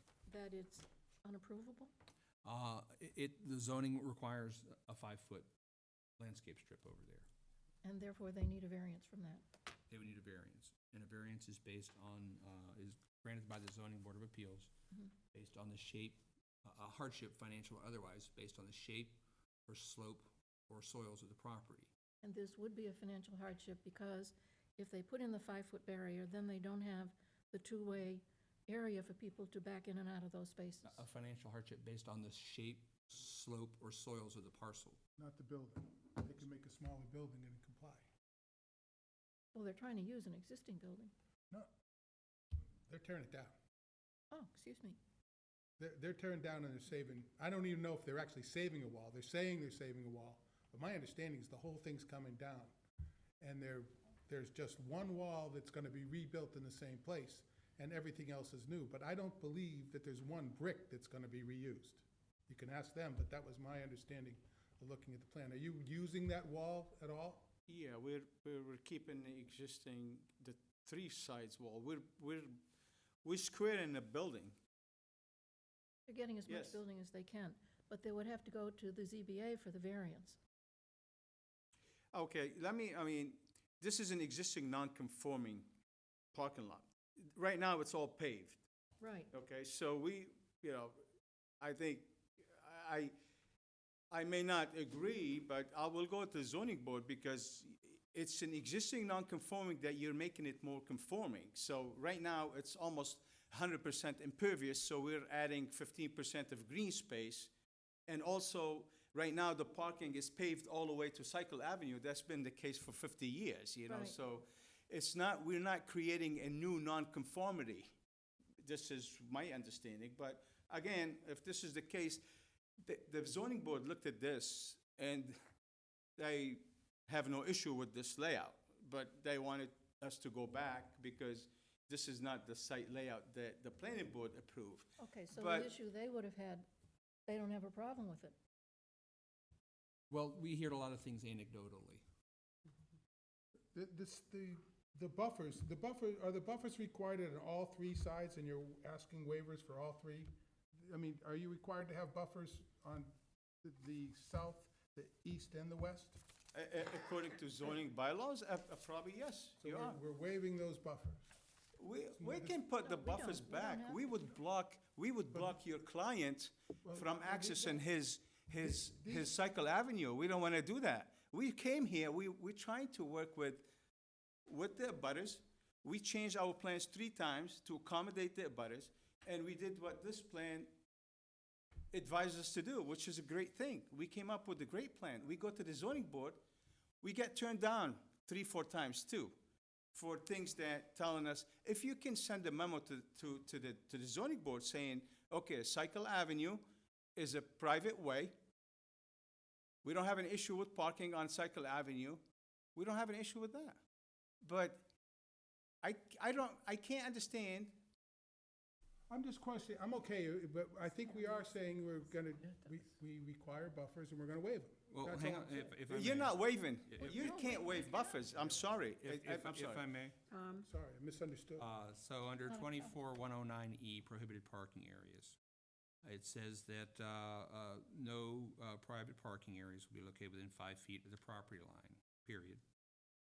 The planning board may, comma, by special permit, allow parking in the front yards or within 5 feet of a property line. So this plan could come back to the planning board with a special permit Special permit. to waive the 5-foot. I used the wrong terminology. But we're all learning here. So if the planning board is comfortable-ish with this, like I said, I haven't basically instructed how to redraw the plan or send it out to other folks, because I didn't want him to have to needlessly start amending plans until they got some feedback from the board. Right. So it would appear as though if the board is comfortable with that, they could file with their the special permit, much like the folks at Cumberland Farms are getting ready to do. The board is comfortable with the site plan, then likely would be comfortable issuing a special permit for the waiver for parking within 5 foot of the property line. Buffer's an odd word, because it's really, you know, it'd be nicer to have buffers, but it's not really possible, and you can't really deny the owners the use of their own property. I mean, we're between a rock and a hard place here, and we ought to be able to make it possible for them to develop their property. I'm all set. I see it's a special permit that they need, not a Okay, site plan so review. you're all set on All the set. special permit, so we You need to need a file. special permit to Right, do it. okay. That's So a different we- meeting, but now I So understand. we would We be, understand. so Thank we you. would be amending a site plan and issuing a special permit that essentially went with that amended site plan that said, But we are, this is, whose job is it? We're the special permit granting authority regarding the site plan, is that correct? well, I'm gonna confused. I'm gonna get technical on you. There is no special permit granting authority for site plan. We Well, do then site plans, who's gonna and we do the special permit for the waiver of the parking. For the waiver of Bob the has 5 a foot. comment or a I question. Confused. just have a question. How many parking spaces are there on the west side right now? Is there 10? 10. If you parallel parked along, if you had your 5-foot buffer and parallel parked, would you have enough room? You'd end up reducing the number of So spaces. we'll lose six parking spaces. Right, you lose a lot of them. Right. Okay, I think I got the picture here. Okay. I think we are in between, you know, and again, I appreciate what the board is doing. I appreciate your input, and also I appreciate the zoning board trying to help us. But we're not getting anywhere, obviously. You know, we really, it's been a year with this project. We're going back and forth. We understand that the purpose of section 240-240 was to reduce the parking spaces, increase the open space, and encourage people to walk. And then, yeah, we come here with less number of parking spaces, and we get hammered for not doing the right thing, which actually we're doing the right thing. So we come up with the plan that works for the benefits of our neighbors, which we would be glad to, you know, but we can't sacrifice our lot just so we can please someone else's to park on adjacent properties. And, you know, so we go back to the zoning board. The zoning board they were adamant about figuring out what's going on with Cycle Avenue and with the Island Queen, and with, you know, they're bringing all these issues to us, and we have nothing to do with this. You know, we're here to get few parking, few easements so we can get this project. So what I have right now, and I'm glad we're having this discussion, because I don't want to bring this, we're at the end of kind of what the plan. I have a plan here that basically would probably eliminate any zoning issues and any planning issues, but some of the board members may not be in favor of, but I would like to circulate this Okay. plan, and I will explain to the board what we're trying to do. I have 6 copies here. I'm all set. I was confused that he was this putting is a parking in the different front yard because of the setbacks, the deck houses explained it. Yeah. He's cleared up all my issues. Right, and I think we were prepared to give, because it's up to us, the waiver, not the variance. Right. We can waive and we were ready to do it. And I recounted the parking spots, and now I get the same But number now. again, I had a hard trouble finding it, but I If got I it. may, you can waive it, ma'am, but this has to be waived through a special permit, I believe. Correct. And for a special permit, I'm not sure how many votes we need out of the, ZBA? no, your Oh. board. It's a special permit. Yeah, 5. So this 5. plan eliminates, Bob, the amenity that we all like so much, that has people eating outside. It's a nice summer day, it's attractive, people will walk there, they'll maybe use their bikes. It's directly across from the senior center. And we're losing Yep. one of the most attractive features of the project. I have a question for you. Would Yes. there be, in the original plan here that you, nice colored plan with the patio, would there be any prohibition against customers if there is no parking, if there's not sufficient parking when they pull in, since we're losing 2 spaces? Would they be prohibited from parking along Cycle Ave? If this is a, A private way. I don't think it Well, would go it's a there. private way, but I know people park there. And I know the bank has certain number of reserved spots, I think it's 4. Are all of the spots that are available along Cycle Ave reserved? not all of them, no. I think they've But, already been I mean, ultimately, we would like to share the parking with Cycle Avenue, but we're not allowed to do that from the zoning board, basically, or not, I wouldn't say that, but they saying legally you can't do it, and I can't get them to agree that, yes, we can do it. And it's creating more, so it's holding the project, and it's creating problems, and then this is why we're coming up with plans that we don't need to use Cycle Avenue for parking, but I understand that. The reason for my question is, if there are available parking spaces along there, there is no prohibition, like you will not park here because somebody has this as a reserved spot. There are some open spaces along there. there are, but you can't pretend, I mean, if the owner wants to put a sign that this is only for Okay.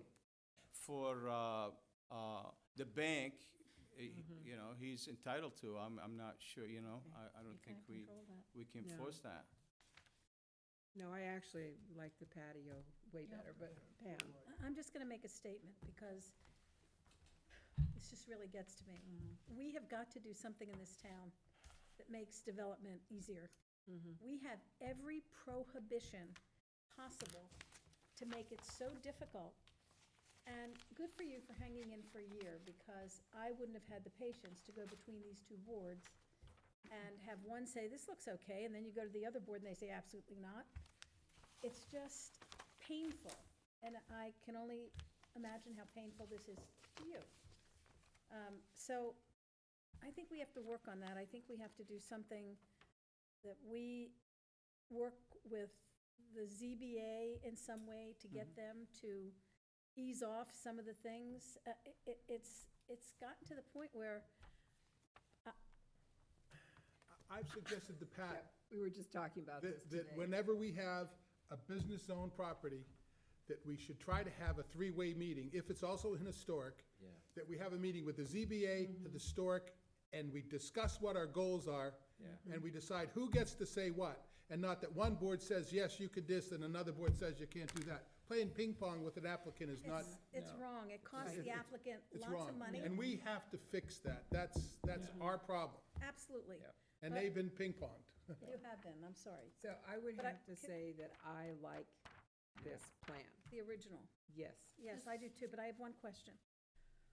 If you have 44 seats in the interior of the building, I mean, I didn't just fall off the turnip truck, maybe a few years ago, but what I've there's no way that you're gonna turn down 22 people or however many, 12 seats, and say to people, oh, no, you can't sit in here, you have to go sit outside. And I will predict that there will be 44 seats being occupied inside, and that you may have an overflow of 12, actually probably more. And I think I brought this up at the very first meeting. You have tables that accommodate 4 chairs, and you pictured it as 2 chairs at each table. And I'm gonna predict you are gonna have way more than 44, 55, 56 people. And I'm just gonna, the fire department will probably come through and say, you have a maximum of so many people. And you're gonna have to be really careful that you're not sitting there with 60 people. Right, could but sta- you did mention that, and I also said, we're not, we are agreeable to having a plaque. You see that in every building where it says maximum capacity 44, or maximum capacity 50, or Fire maximum department capacity also 100. does that. In every restaurant, it's the same case. You have a zoning enforcement officer, it's like with the parking, with everything else, with the signage, so. I'm just saying, just be careful. And we also did say we can eliminate the seating, but I thought it was a nice feature, especially if you're on Main Street, when you have that extension of the historic, Main Street down to that area, I but agree. I'm just saying, but if you have again, 15, 20 people sitting outside, then you have to be careful about then having 44 people Look inside. at Right. Anejo. How many people are jammed into their little fence area there? Jammed is Yeah. correct. Yeah. So, So are we agreed then that we like Yes. this design? I Yeah. love the Yes. patio idea. Yes. And what they're looking for is a recommendation from our board to the ZBA that we're okay with this plan. Is that my understanding correct? Don't we have to approve this We plan? have to approve it and waive our own requirement about not parking within 5 feet of that line. Well, 2 things. If the board instructs the staff to prepare a positive motion for a revised site plan, we'll do that, and we can vote it on the 17th, based on the plan that's on the screen right now. I don't know what the other plan is. Don't even worry about it. That's good. So we can prepare a decision for the 17th. At the same time, Hal can submit an application to the ZBA, or to the planning board, for the special permit to remove the zoning. So we can't hold that hearing in time because it has to be advertised. So we would likely be voting to approve the modifications of the site plan at our next meeting and forward that to the ZBA with the referral that we are in the midst of entertaining the special permit, much like with Cumberland Farms, to waive the 5-foot parking on the side. All right? that works. We're going back, I think, on the 23rd to the zone, January, yeah. And John? I just want to make one comment about the difficulty of getting projects approved. So this applicant has gone back and forth, and for some reason, Cycle Avenue became an issue. I don't even know why they wanted to use Cycle Avenue in the beginning, but if they had brought this plan in front of us in the beginning, with the parking and asking 10% reduction, they would have been gone out of here a long time ago. An interesting square box. So they without the brought in a patio. plan that didn't work, that's not our fault. But if they brought in a plan that met all of our requirements, which they're doing right now, except for the 10% reduction, which is pretty simple, they would have been to the ZBA a long time ago and done. Yeah, so what you're saying is they requested more than our site regulations can For accommodate. some reason, they did that, and I don't care why they did it, but Mr. it doesn't even Julie, matter, but you did it, and if you'd come in front of us with this plan in the beginning, you would have been long gone. I'm sorry, were you at the, I can't remember, were you at the first meeting? Every hearing, At the yes, first meeting? yes. We did. We did. We didn't need the Cycle Avenue, Well, I don't know why you got the Cycle Avenue then. because we got the opposition from our neighbors. That could happen anytime.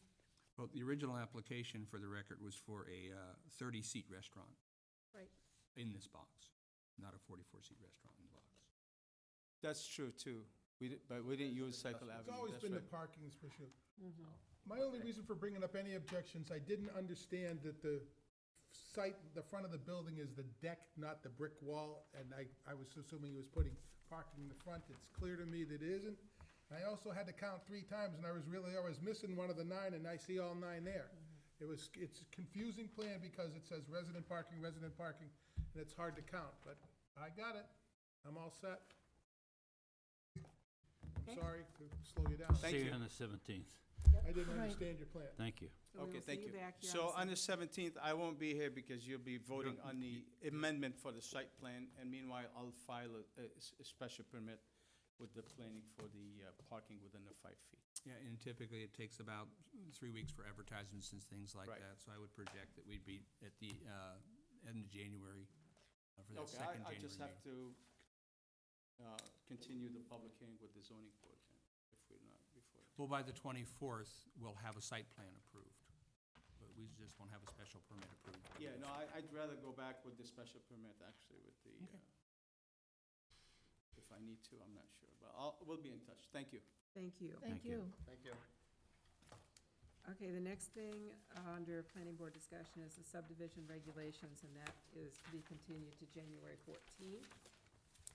And then we have the 40 Shore Street, 40B, with the referral to the ZBA.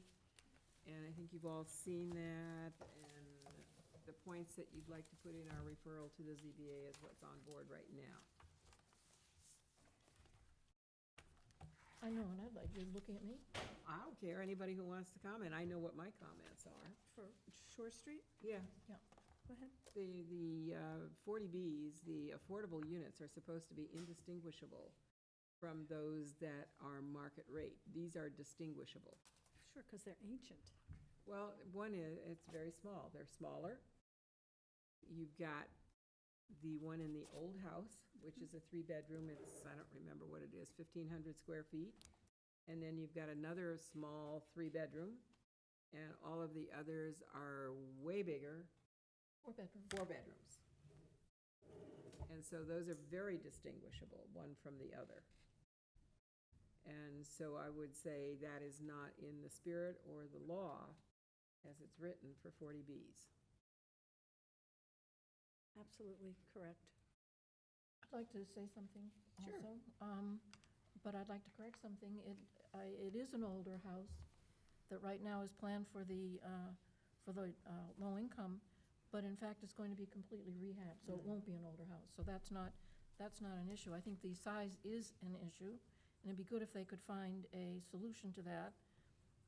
But I think we should go with positive comments also. And there were many positive comments when we were looking at it. This is exactly the kind of infill project that we're looking for. So our only problem with it is one that could be readily fixed, actually, by sacrificing a bedroom or 2 in some of the larger projects. Or Because- making the larger one smaller. I mean, physically. even. Right, there are alternatives there to still have this good-looking, very well-located infill project downtown. And I think that ought to move forward as a positive. Anybody else? I just mentioned it before that they should have denitrification. I couldn't tell by the plan whether they already had it designed or not, so. No, you can't tell from the plan. Is this in a area that requires it, If it's in a coastal pond, overlay district? if it is. Because I know we're not putting any more sewers in this area at all. They don't believe it needs protection. The FEMA line is closer to Shore Road, closer out to the beach in that area. But we have in our purview, five lots or more, 5 units or more requires denitrification. So they're putting, 6 units or 8 units in Yeah, there? we can waive that, but that is ours, you're right. It's like a subdivision. I And would that- require and that is a local regulation. That's not a Board of Health requirement, that's the planning board's. Yeah, planning board subdivision rule Is it 5. on the sewer? And when you file a 40B, you get to waive those local things. But to John's point, we can recommend that they be in there. So far I've heard the location is good with the infill. I And thought it was on the sewer. No, it's not. In fact, what limits the site is the septic system. So they've calculated they have 28 bedrooms available. for the septic system they'd put in on the site. And so that's why from the initial look at the property with more threes, they looked at, well, we've got these extra bedrooms we could put in with the septic system, so the market rate units went from threes to fours. So location-wise, it works, but the unit mix is not exactly what we look for in the HPP, in the housing production. So the denitrification, Definitely denied then. yeah. Thanks, John. Any other? Well, that's gonna be our, So can I just get a clarification Yes. on the house on the street that's presently being proposed? The three-bedroom, 1,530 square foot home that's gonna be fully renovated is one of the affordable units. And so the board is comfortable with that being a 1,530 square foot affordable three-bedroom unit versus the 2,100, 2,300, and 2,600 foot units that all the other units are? Thought we were not. well, we're not. I'm just making sure. We have to be comfortable because the house exists at that size. So we have to be comfortable with it as a building, but are we comfortable with it as an affordable house? Or should that be one of the market rates? A beautiful antique renovated home. I'm throwing the question out there because the others are all so much larger. I have a question as well. Is it our purview to talk about the 40B laws when it's really the zoning boards to do that? So we're only making a recommendation of what we think? Correct. So it's our Right. opinion, We're just doing comments. just comments? It's a Comments. referral Okay, to the so we're not ZBA. making a decision, you have to do that, these are saying, these are our comments. Oh, by the way, these guys are a little bigger than they should be, but that's your responsibility, that's To what's make going them on. indistinguishable. Right, but that's not our job to do that, that's theirs. No, but our job is to forward our concerns and comments. I agree. Yeah, so it's a concern. And Well, Because I don't think we weighed in on other 40Bs on the size of the units. I don't remember having that discussion. we didn't weigh in on the size, but they were indistinguishable, that's the thing. And this is the big one right here. When you've got a 1,500 square foot unit and all the rest are way over 2,000 square feet, and the market rate are 4 bedrooms, and the affordables are 3 bedrooms, then those are distinguishable, and that's against the rules and regs of 40B. And I think is when we're giving a referral to the ZBA, this is something we've noticed and should bring to their attention if they haven't already. It's just like, okay, on a 40B, do we have any control over what kind of septic system they put in? Nope, that's the Board of Health. But considering where it is, I think that should be a note made and part of our referral. Yeah, typically, if you're gonna have a split of units between 4-bedroom and 3-bedroom units, that one of those 4 bedrooms would be an affordable, because they're putting in 8 total units, so the math is easy, 25% are affordable. So 2 units are gonna be affordable. If they're putting in multiple 4-bedroom units, then one of the 4-bedroom units would typically be affordable. If they're putting in multi-3-bedroom units, one of the 3-bedroom units would be affordable. If you've got a circumstance where you're putting in 6 4-bedroom units and the only 2 are, the 3 bedrooms are affordable, once again, that it makes the distinction between the two. So if we're looking at 4 bedrooms, then one of those 4 bedrooms likely should be an affordable. And if we're looking at 4 3-bedrooms, then one of those 3 bedrooms should be affordable, and they should be indistinguishable based on size, and that's what I've been very consistent about talking with the developer since day one when we stood on the porch out there.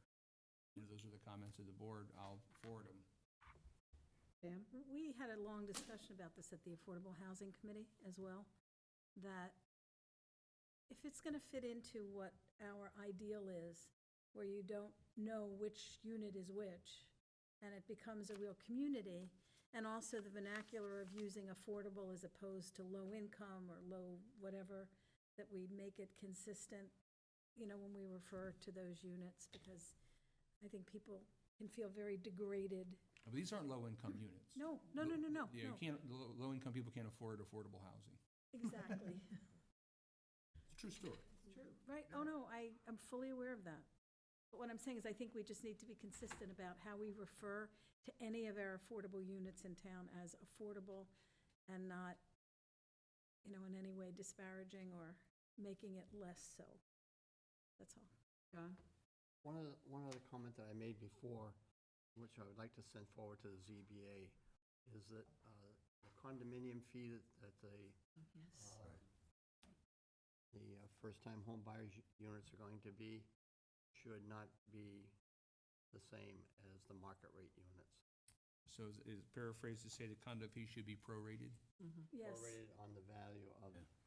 the units. Thank you, John, that's critical. Otherwise, they could get frozen out in the future. They wouldn't be able to afford to live there. If the fee is $600 a month or $700 or $800 a month, I mean, it just. Killer. Are you saying the affordable units should be prorated based on square footage of the house? On their value. Value. Or the Based on value? the value of the units. Value.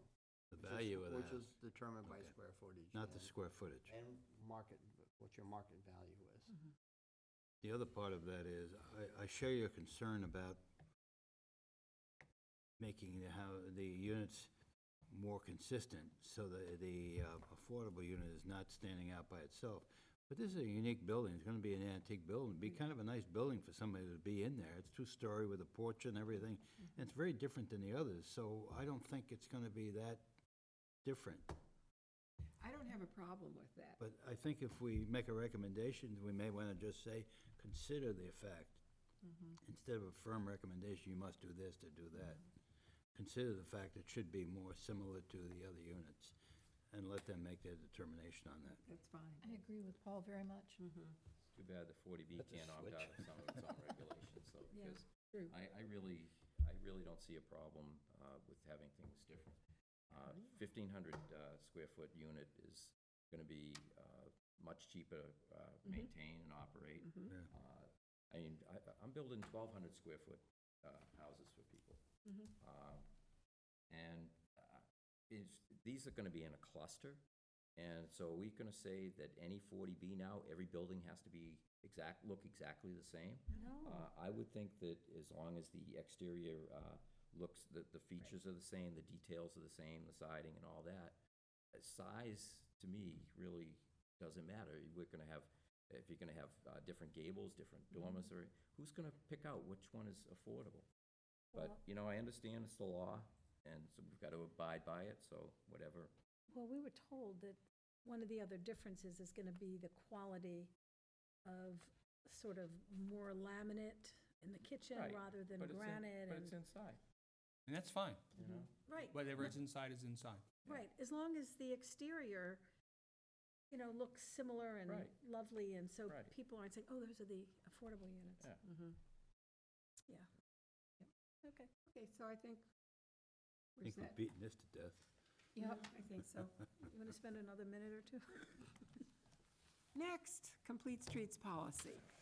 And we weren't given very much time on this to be able to do anything, and the selectmen are, when are they voting on it? At their next meeting, I think. So we have to have Monday. our comments now. I have a number of comments if you want me to start. Go ahead, because I've got a bunch of comments You're too. our transportation guy. Well, that's an issue. Oh. If you look at the first page under vision and intent, and it talks about transportation connection between home, school, work, recreation, medical facilities, and retail destinations. I think they should probably add, and transportation hubs, because we do have Falmouth Station for one, and maybe another one developing in the future if the railroad ever comes in this area. So where you at, Paul? Transportation hubs. monorail. On the, Added to the list, pedestrians, bicyclists, Yeah, motorists. after medical facilities, retail destinations, and transportation hubs. Because we have the Falmouth Station, which is basically a transportation hub. And there may be another one if the railroad ever comes in the future.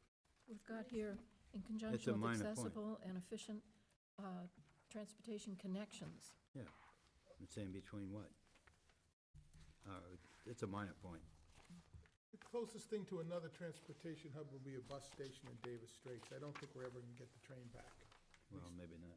Not in the plans that we see. But we will, definitely Davis Straits is a bus station already. That's where the Whoosh bus stops there, The B-bus stops there. I mean, it's But already, there are hubs, it is a hub, right. yeah. Well, So- I went at this a little bit differently, because I went to the bike committee's version of it, where there are bolded things. Well, That's the second version. that's the second version. It is, but they've made a good bit of changes. Well, you want to deal with that? I'll be happy to jump on that one. I want to jump on that one. Well, looking at what was provided by Scott, Right. on the second page, the thing he added, in consultation with Transportation Management Commission.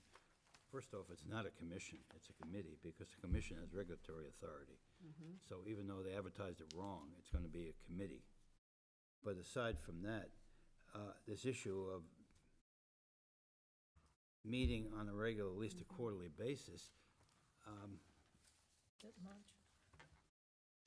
I'm not sure that should be defined. No, we don't meet on a quarterly basis, or even a semi-annual basis with the plan, with the Board of Selectmen. I've got a proposed change on that, Paul, if you'd like to hear it as part Sure. of your comment. That you cross that out and you replace it with, the DPW shall meet with the Transportation Management Committee yearly to understand and incorporate the TMC's goals within the DPW's plans. Well, the problem I have with that is, the committee has not been established. Right. The board's gonna the board is starting to do that Monday night. And as I understand it before, at large and some representatives. The vision statement has not been agreed upon. In fact, it's pretty outdated. So I would believe that the DPW is gonna have a major role on that committee. They have to, because they're the ones that are gonna have to implement whatever comes out of it. Okay. So I think the DPW has a role in that, even if they're not a permanent member of that. They probably should be, but that's up to the Board of Selectmen. So are you proposing then that that whole bolded statement be crossed out? Yeah, Okay, I'm with that. I don't care. I don't, Leave it as it was. So that sentence starts with, "The Department of Public Works shall use its best judgment Correct. regarding the feasibility of applying complete street principles for routine maintenance in projects, period." Yep. And then we've got the same thing in the next bolded one. In consultation with the Transportation Management Commission, transportation infrastructure projects, including but not limited to, they've got to consult before they do anything. what page you on? It's still that same page, page 2. Okay, yeah. It's the next bolded one. Right. Do you think that should be taken out too? Because every time the DPW turns around, they're gonna have to consult with the committee, and I think that's way too onerous. Yep. Okay, so we're taking that one out. This is an advisory committee. It's not a Yes. regulatory committee. It's not replacing DPW or anything like that. The other thing I don't know is where they have put publicly available documentation.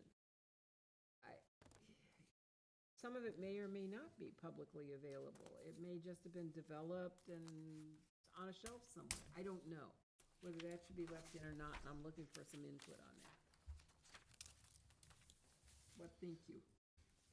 Leave it in? I don't have a problem with that. You don't have a problem, okay. Page 4 now. Okay, I'm not sure where this committee is heading, because we haven't had a meeting or anything yet. But to me, this committee is probably gonna look at things like policy and issues that should be addressed by the Board of Selectmen.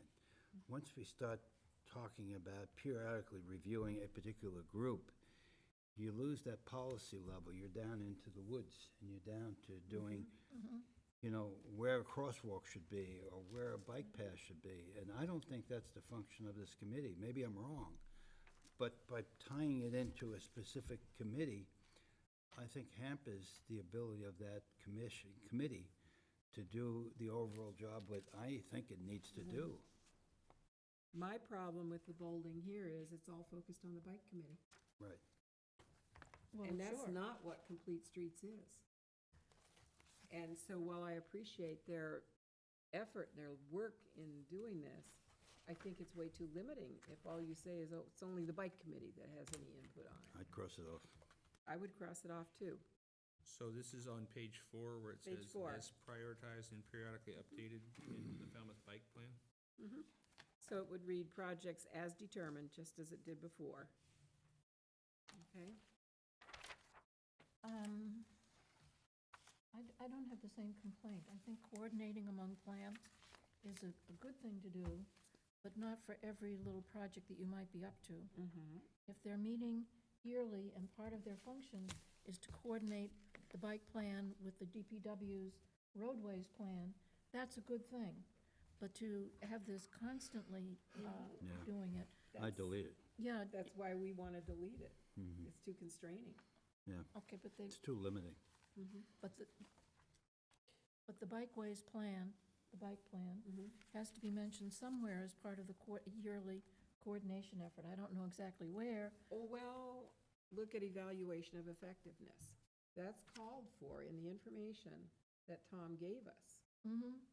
And I rather agree with what they've put together here for evaluation of effectiveness. And here you've got pedestrians, bicyclists, you've got total miles of new on-street bicycle routes. My feeling on that is this is a role of DPW, not of a committee. All of these could be something that they work out. You know, typically, the board, the Department of Public Works has a list of all the streets and what they've done every year, and they can incorporate this kind of information in their annual report. But it would be It the isn't- DPW providing this data. They would do it as part of their metric, not as part of the Transportation Management Committee.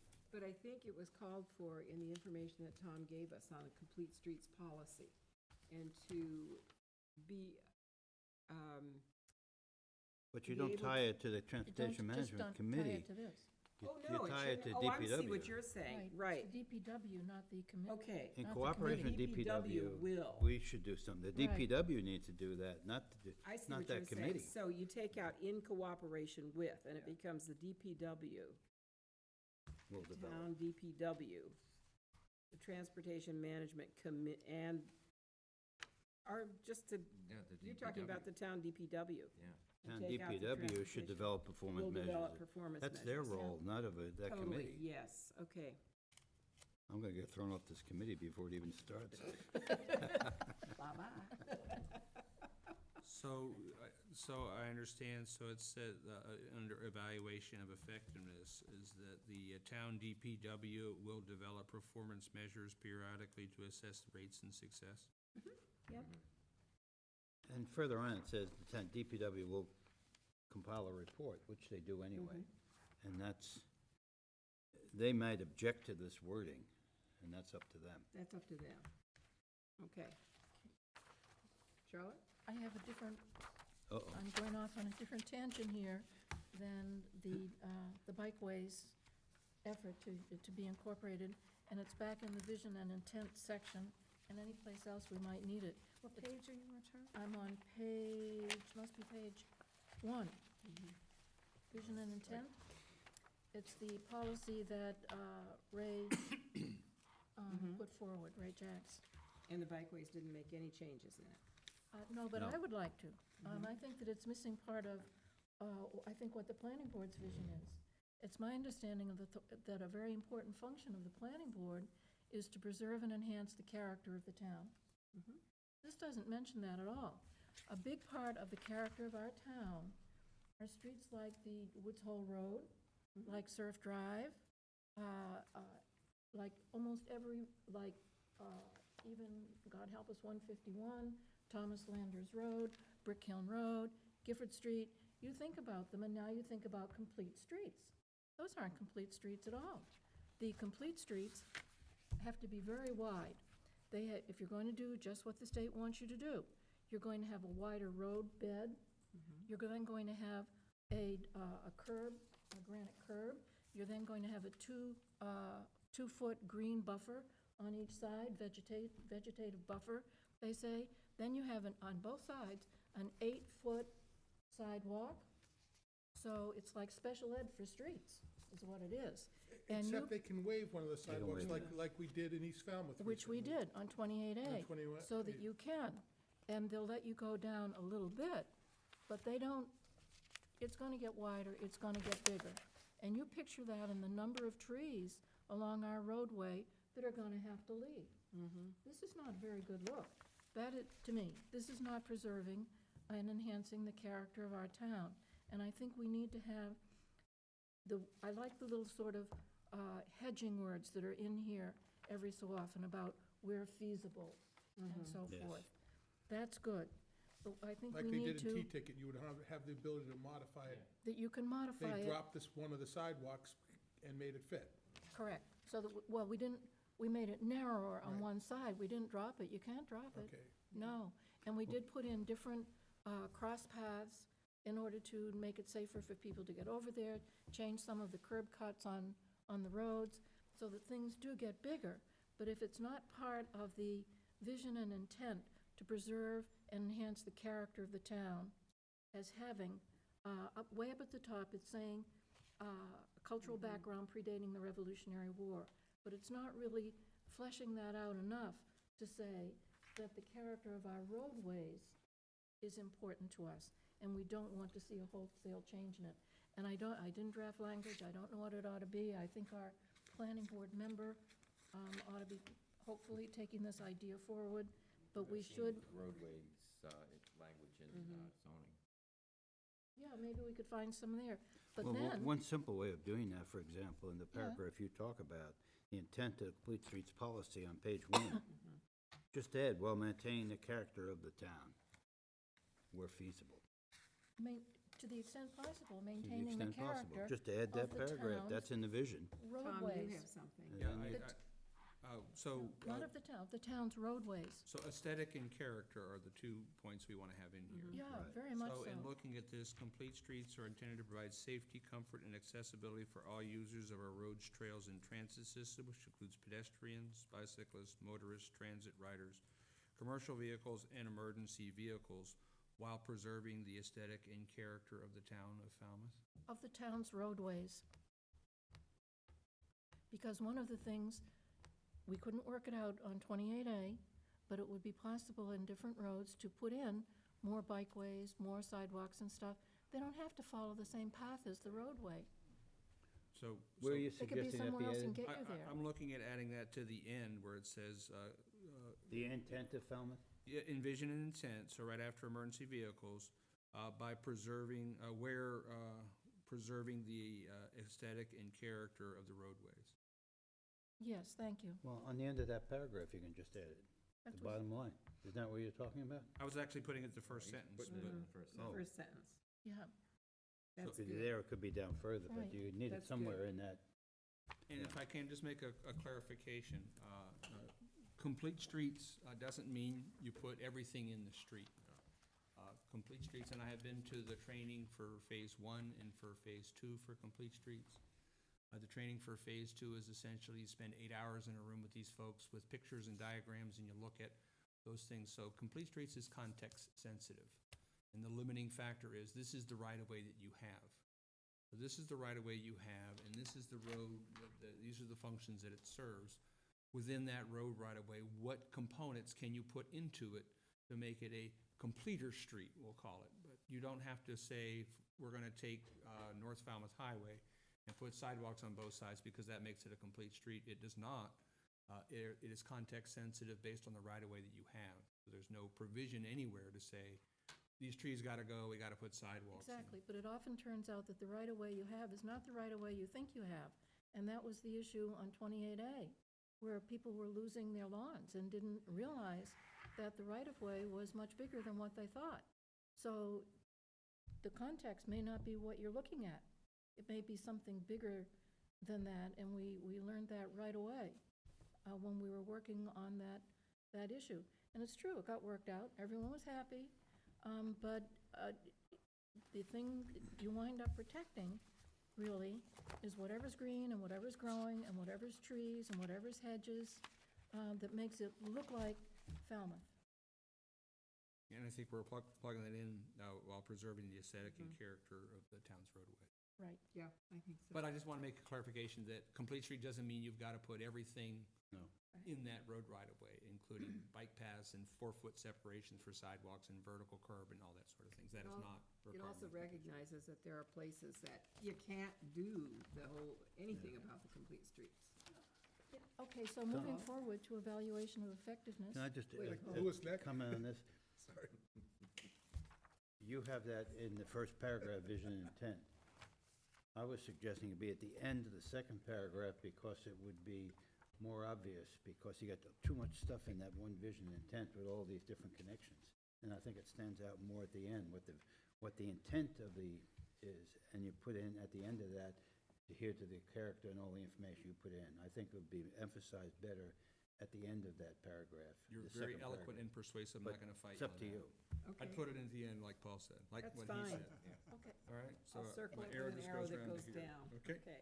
And I agree with Pat that having an evaluation of effectiveness was required and makes it actually a complete plan, and considering preserving the character of the roadways is one of the goals and part of the vision. We should have an evaluative component here. Have we done that? You only get what you measure. So under the evaluation of effectiveness, currently this section that was included by the bike ped group, we take this section's fully in there except for lining out in cooperation with the Transportation Management Commission. So the remainder of those evaluations of effectiveness, am I hearing from the board that they think those are fine, but you want to add another one about? Yes, if you look at these are all about paving something. Mhm. They're not about saving the character of the roadways of the town. So in what way has that been accomplished during the period that's being evaluated? Which it doesn't say what period they're evaluating. It doesn't, there. No, it should be yearly. Probably it should be the fifth bullet under the Right. first 5 bullets. Trouble is, tried to do Well, it's where- metrics for that. Just put in a modifier into a bi-yearly or whatever Well, report. no, I was saying the aesthetics.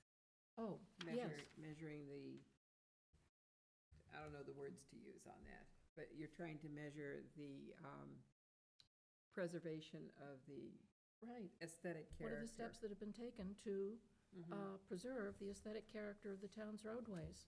Well, one of the things we did is the fencing down there by Surf Drive that was just really ugly. And so we are requiring that they do wood fencing along there. Mhm.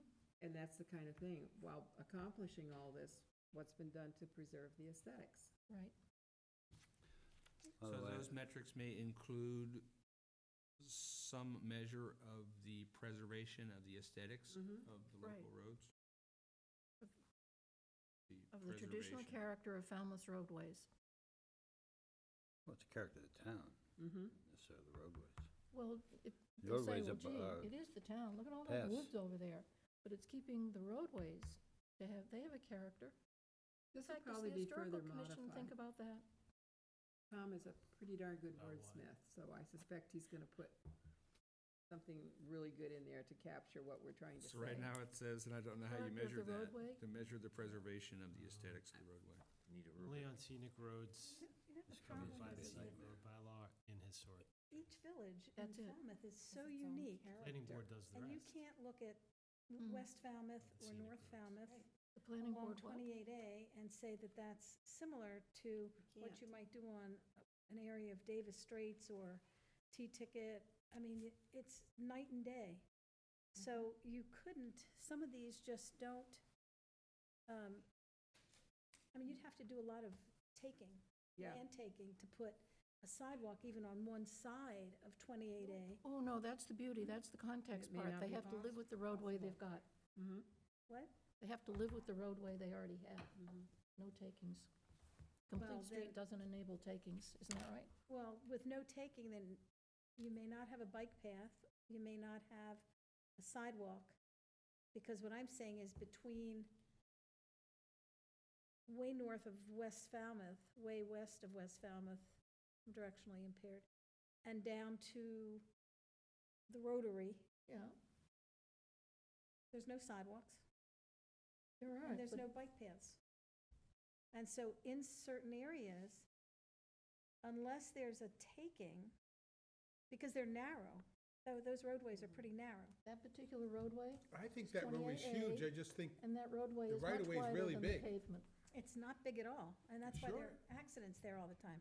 well, I mean, the layout isn't big, but I think the right-of-way is huge. That they have the ability, that I think it's the same thing as in T-Ticket, where the people had 10 feet a yard, they always called their own, it was really in the street. Well, that's true, I think it's the same thing there, too. Right. right, because the town, Presently, it's actually, the town trees owns in that. front yard that people mow, and they think the state act like does. it's theirs, but it's not. How many feet in Falmouth is the, between the road and how much land, how many feet? There are two different kinds of roads. There are roads that belong to the town and roads that belong to the state, and I think that they're quite different. The Oh, road state we- roads are definitely different than town-owned roads. And I think 28A, what you're talking about right now, that's a state road, so that's a wide right-of-way. That's the same, as Jim said. We could pull it up on the GPS and see it if you wanted to, but It's too late. Yeah. So to answer your question, within the road right-of-way, there is the edge of the pavement. And so typically, you would see a 50-foot or a 60-foot right-of-way. And within that right-of-way, all the stuff goes in there. The roads, the pavement, the utilities, the gas, and all that sort of stuff. So if you've got a 50-foot right-of-way, you typically have about a 24-foot or 26-foot travel lane on both sides. So if you take 50 and minus 26, you got 14 left, so there's typically about 7 feet on each side, in very round numbers, is what's available that's not part of that's part of the roadway but isn't paved. Well, that's certainly wide enough for a bike path. 7 feet. That's why you typically see things like sharrows in places like that. And the sharrow, and I did not know what a sharrow was for quite a while until I went to one of these traffic things. I'm like, oh, is that what those things are? So those two chevrons that have a bicycle on it says share the road. But there's a spec for what a roadway, what a bike path would be, what a shared lane would be. And it gets a little wonky, but This should also be part of the Davis Straits plan. well, Davis Straits does call for complete streets. That's one of the, that is in But I the, mean, we need the bike paths there, and we need some of the things that they talk about to accommodate pedestrians and new curb ramps for people who are disabled and all those things. I mean, they're just, different parts of town are gonna need different accommodations. What if, when we're looking at metrics here, and this is a lot of what we're all talking about, what if that fifth bullet reads contextual preservation of Wait a minute, traditional character? What page are you on, Pat? Page 5. And what- Evaluation of effectiveness, and it's the first 4 bullets, but we wanted to put a 5th bullet there because Charlotte is concerned about the aesthetic character of this town. So I'm trying to figure out how to put it in there, and if we put that in as contextual preservation of traditional character, I think that would capture what you're trying to do. How do you measure? I don't know how you I mean, measure see, it. these That's are the all- problem. these These are are all metrics that easily you can measurable measure. things. Steps taken. Yeah, Paul. I have problems with this whole paragraph that's been added. 4 times bicycles are mentioned as if that's the only That's mode of right. transportation. Secondly, if that's important, maybe the Bikeway and Pedestrian Committee should be compiling this report. But more importantly, at the end, it said it should be reports no less than annually. Well, you're not gonna see variations in the new curb ramps and things That often. every 3 or 4 months. So I would take out, if you're gonna include this, and present it annually, take out as needed but no less than. Even if we put this in, but this appears to be more a function of the bike pit Well, committee. It's got a lot of, it's got bikes, if they were numbers instead of bullets, the first one mentions bikes, then pedestrians come next, pedestrians, intersection improvements, uses of public transportation, children, traffic accidents. Bicycles I are mean, mentioned who's 4 gonna times. Keep track of the number of kids walking or cycling to school. Can't. Yeah, You I- can, some of them aren't So- possible. I don't know how you measure these things. Right. You certainly can't do it on a less than annual basis, if at all. But they're saying these metrics may include their suggestions And they ought to have some kind of metrics, but we don't have to invent them right now at 9 o'clock. We could We come could back just later. simply leave it as evaluation of effectiveness. The town DPW would develop performance measures to periodically assess the rate, success, and effectiveness of implementing the Complete Streets policy. They Well, will- Period. Yeah, well, or you could say they will determine the frequency of assessment and utilize appropriate metrics for analyzing the success of this policy, period. Take out the rest of it. Take out the rest of it. I'd leave in the suggestions. Would It you? says they may. Sure, because they're number and count, and they're concrete. Okay, They're just I'm suggestions. not gonna argue it. Take out the thing about the kids walking. How do you count it? Yeah. Unless you stand there with a clicker. And all the other things are easily Right. tallied. And on the 6th page, I don't have any So objection. did I hear by acclamation, strike, increase the number of Yeah. children walking, biking to school? Let them come up with the metrics. Right, those are just suggestions. Alrighty, So so, you said page 6? page 6? Page 6, I don't have any problems. I don't know if anybody else does. I do. That town should maintain a comprehensive inventory of pedestrian, bicycle facilities, infrastructure. Maybe that should be the bikeway and pedestrian committee to do that. That's fine. Whoa. I mean, the town, that's what they're doing. That's what they're studying. That's what they are doing. I think That's what who they're will do doing. it. So that should strike be it. part of their bailiwick, not part of Complete Streets policy, this policy, Complete Streets policy. But isn't I that would where take the these, whole thing out. isn't that where these recommendations came from? Yes, it The is. bike committee? Yep, they're dumping it on this whole thing as complete Yeah, but, streets. you know, I don't wanna go too far with this, but if you ride a bike, you want all these rights. Because Mhm. you're gonna ride a bike everywhere. That, you want to ride a bike everywhere, not just where it's convenient. They want all the streets to be, And that's fine. so that's why all these items are in here. These are their thoughts.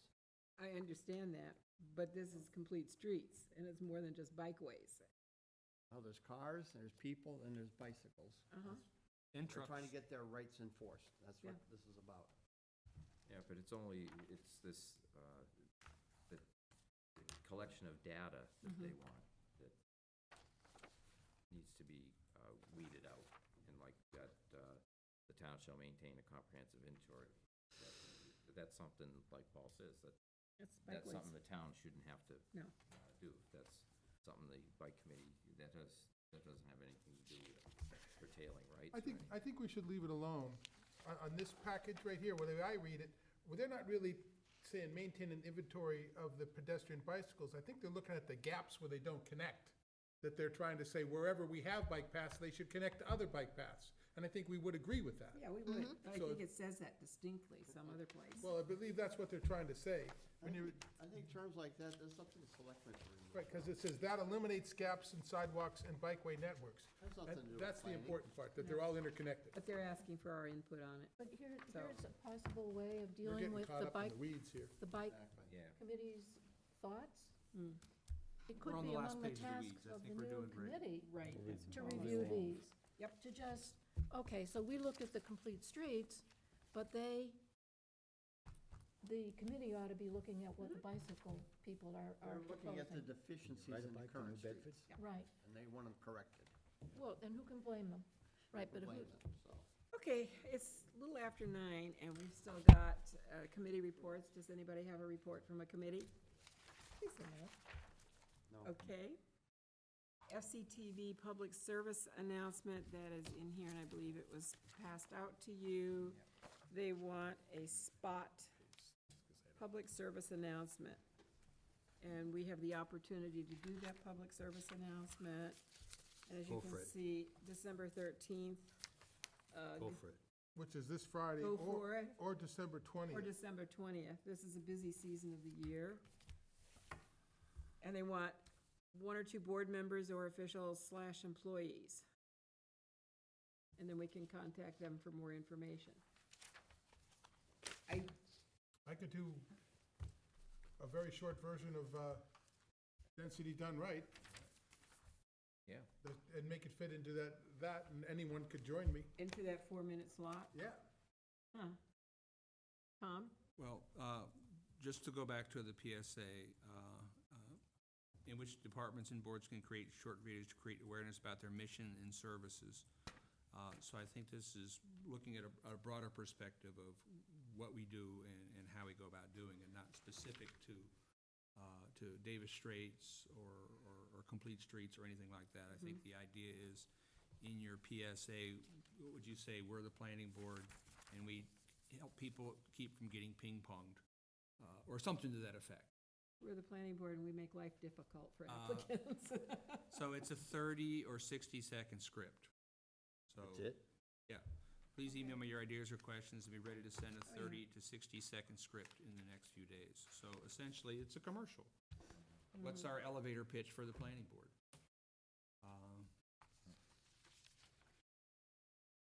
Well, you can't do density in No, 30 I seconds. can't do it. Can't do that, nope. Nope. You want to do complete streets in 30 Nope. seconds? You know what I sort of would hope that we would do?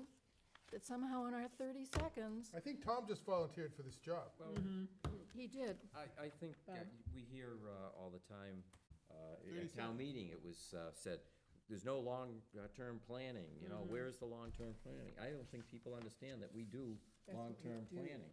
And I think we need to get that I message think we have out. 30 seconds to get out our mission, Yeah, and who's implementing it. This is the board, this is the staff, and our mission is, and there goes the 30 seconds. And I think people confuse, well, what do you, then what's the ZBA? yeah. You know, where does this stuff go? To find some way to answer that question, but show that we're not just a board, we're a supported function of the town, and we're supposed to be helping with planning and development. So what I had suggested to some individual members was that, that if the officers of the planning board and their staff, who's been, just by the way, killing it tonight, you guys have been loving all the stuff I've been saying, I've been noticing that. That's fine, that's what we do. So in any event, if the four of us wanted to go to PAC TV or FCTV with our script and basically walk through the script, because it's gonna be videotaped, so there's gonna be people, not just audio. That was my thought, that we'd have several members of the board, not the entire board, and not just the town planner. But I'm willing to do whatever you guys would like, but. So who wants to do it? Bob, I think you've got a good handle on it and a good voice. I think it should be the offices myself, you know. I think Mr. Dry is dying to do it. I'm just throwing things out there. I think we voted to be If I had the a script- chairman to if I had do a these script to duties. read- If I had a script to read, I could do it, but to ad-lib something. No, I couldn't No. ad-lib it either. You're definitely not ad-libbing. We're writing it down and we're unless you're practicing it. So Tom, you want to write it down? I'm gonna work on for We Charlotte's could have draft. auditions. Write the script and we'll audition. Okay. You read very well, Bob. Actually, you do. You don't got a skip a really beat. good I think our voice. vice chair should actually take on this responsibility. I think we want to show that we're diverse. We have Yeah. men and we have women. We have could do a it like the staff. newscast, you know, It I say doesn't have half a to sentence, be- you say another half of a sentence. It doesn't have to be talking heads turning think up Jean over should do it. there. It can be a video that just pans across a Nobody board sees meeting him. He's always and shows seeking the the spotlight. staff. The key point I don't want to lose is Yeah. Bob mentioned we should mention the local comprehensive plan.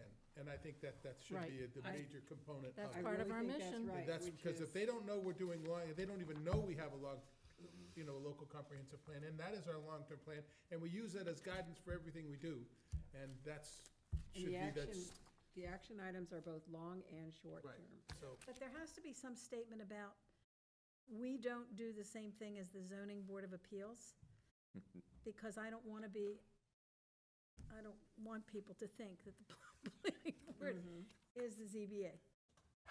You know, and the difference, people don't understand that the planning board does not make the rules around 40B, nor do we implement those programs. We have only 30 seconds. It doesn't have to be just talking heads going over there. It can be, we have a person doing filming all the time. It can be picking a film that pans what we are right now and shows that we have people here.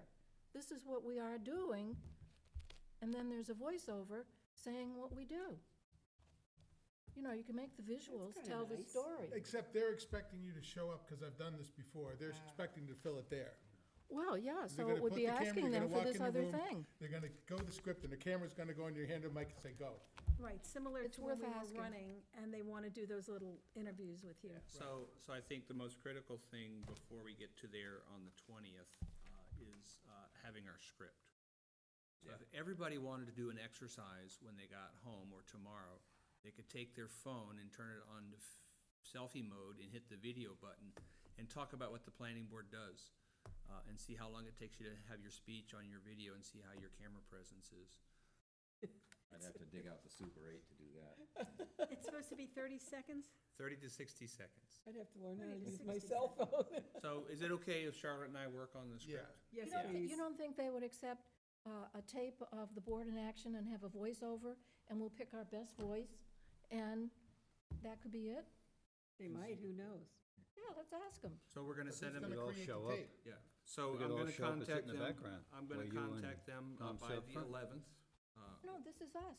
This is who the planning board is. We'd A be lot of trying people to don't know look who the planning friendly. board is. This is who the planning board is, and this is what we do.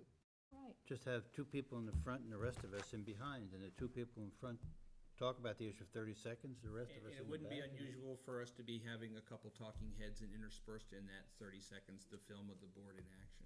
Yeah, be very CNN-ish. I'll be happy to go and bring a beer.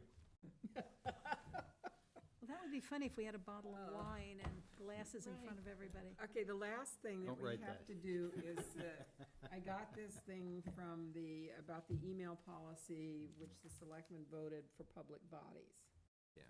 And since we are a public body, my recommendation is, I know there will be some resignations of heads of committees because they just can't take on this task. We happen to have staff. And my recommendation would be that, Did we get that? yeah, it was in your package. In the package. That the planning office be set up, there's an email address there to receive anything directed towards the planning board. And that it be the discretion of whomever opens it, is probably gonna be Melinda, to send this on, to the planning board members, if necessary, all of us, or to whomever it might have anything to do with, because as Tom pointed out, if you get an advertisement for vinyl siding, do you want to have to send that on to everybody and clutter up your mailboxes? So that's probably far out there, but I think it would be rather wise, as we do currently. The inquiries come into the planning office, and then they're forwarded to us if and when necessary. And just don't respond to them. Right, you don't respond to them, but also too, I mentioned that when I was at the school system, we had a school email address. And I'm thinking that maybe that wouldn't be bad for us to have a planning board, every one of us have a planning board email address, because if somebody decides to sue us and they want to subpoena any correspondence, they're getting into your private email account. Whereas if we have an official planning board email account, and that's the record, that's the official record. So it would be at bob@planningboard. Right. So, if I may, each committee will receive a single email address, example, committee name at falmouth.gov, to receive and send communications on behalf of the committee. Each committee will designate one individual who will be authorized to respond on behalf of the committee. This individual may be a staff member for those committees that have staff support, or it may be a member of the committee. So there's gonna be one email address that says planningboard@falmouth. And then it's forwarded to us if appropriate. If appropriate, but it also is one staff member to respond when appropriate. And Melinda and I have these conversations when things come in, what do we do with that thing or this thing? And Right. so that would essentially be a continuation. Continuation of what we've been doing. So I can get in touch with the fellow and say, this is what we've decided. You're going to use the planning board email address, and staff will respond as appropriate. You identify staff? Do people who send in an email to the planning board and Melinda gets that email, is there an automatic, I got your email thing that goes out that she doesn't have to do, but people know that it landed? There's not, because sometimes it's not necessary. I mean, you can have that annoying thing that says the requester requests a receipt of your email. But, we get a lot of emails, and it's not necessary to reply to each one. I know when I send it, when I have replied on an email that had the Falmouth Board of Selectmen on it, and actually I've done it once and clicked on that thinking I was sending it to the Selectman's office, I got a reply back that says, every member of the Board of Selectmen has received your email. And that's how their system works. So when you send something to Falmouth Selectmen, it goes automatically forwarded to all those members of the board. But I'm hearing from you guys, that's not what you would like to have here. No. You would like to have that one individual member, a staff person, look at those, curate those emails, and forward the ones that are appropriate. Correct. I keep trying not to put words in your mouth, but I'm doing it anyhow. You're doing a great job. You're doing a wonderful job, and so I shall reply to this if this is what's going to happen. Okay. Okay? Are there any announcements? Okay, we've gone through all the general correspondence. Future agenda items that anybody wants to tackle? Next meeting is December 17th. What? Oh, we have a future agenda. Remember John's multifamily? Yeah, but I don't know whether John is ready to bring up anything more on it right now. After the new year. Yeah, that's what I thought. Okay. So it's, Well, that's already registered. After I finish our screenplay, I'll be working on the maps that we had talked about to identify those areas that John had mentioned in his stuff. So we're gonna be sort of figuring that out. And keep in mind that the staff isn't ignoring you when you ask us to do stuff. We're just trying to get to them. Well, I sometimes ignore stuff, but Corey does not. Well, they Corey can is- only work 24 hours in a day. Come on, folks. Okay. So and to that point, we're gonna find out that the warrant closes on January 17th for town meeting. Wow. And so any zoning that we might have been considering would have to be in place by then. So we talk about things like upgrading our site plan procedures, which are in dire need, and developing more sensible parking regulations and things like that. Those are all things that haven't fallen by the wayside. It's just a matter of having the capacity to get to those sort of things. Well, Bob Amend brought up what sounded, at least to me, as a very sensible provision for a special permit around the 2.5-story thing. Well, and that was what our zoning went to town meeting for, It was voted down. No, it was voted down about changing allowing as a right to be 3/4, and we didn't want to do that, but we might want to do special permits. Different. You can try it. So that said, I am not anticipating, while I anticipated getting busy on writing some zoning, particularly for site plan, we just haven't had, I just haven't had that capacity to get to that. So those things that are truly annoying us, like the site plan review, and we're actually having a discussion with Hui right now about whether they need to have a site plan review, and Frank sent me some case law on it today. So while we have needs for things that we need to address, it's just a matter of finding that capacity to get to those sort of things. So I don't want to get the impression that, because every time I hear Bob say, we're overparked, I've been saying that same thing forever. But it's just a matter of getting that capacity to put that together in a basis that we can actually have these things sort of figured out before the warrant closes, which we won't be doing this year. Where do we stand on the design guidelines? The Cape Cod Commission has issued a set of design guidelines. We've looked at them, we've talked about them, but we've never done anything with them. Isn't it about time? We're starting to do something. We Corey has adopted set up- them. We adopted them, and then Corey has set up a And the meeting. first meeting is tomorrow, Okay. to fix them up, to make them Wait a Falmouth. minute, tomorrow? No. Yeah, I It was think so. changed to the 17th, I think, wasn't it, Corey? Yes. So you have a subcommittee working on these? Yes. Okay. Yeah, I thought you want to come? No, I like them the way they are now. I mean, I'm ready to, what I read, I think it's mostly done. I'm pretty happy with it. Yeah, we It's just not wanted to make tomorrow? it more, no, it was changed, because Chloe had a conflict.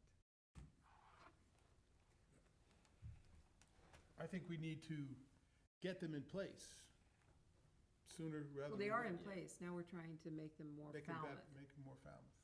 Mhm. And we're all set with our policy too, that one's all done, it's been voted and we're all set for, there Well, are. we keep on working on that. But we do have it, it is official and voted and approved. Correct. Okay, then I'm all set. And what time is it on the 17th? When in the afternoon is it? Paul, Make a motion with adjourn. please. Adjourn.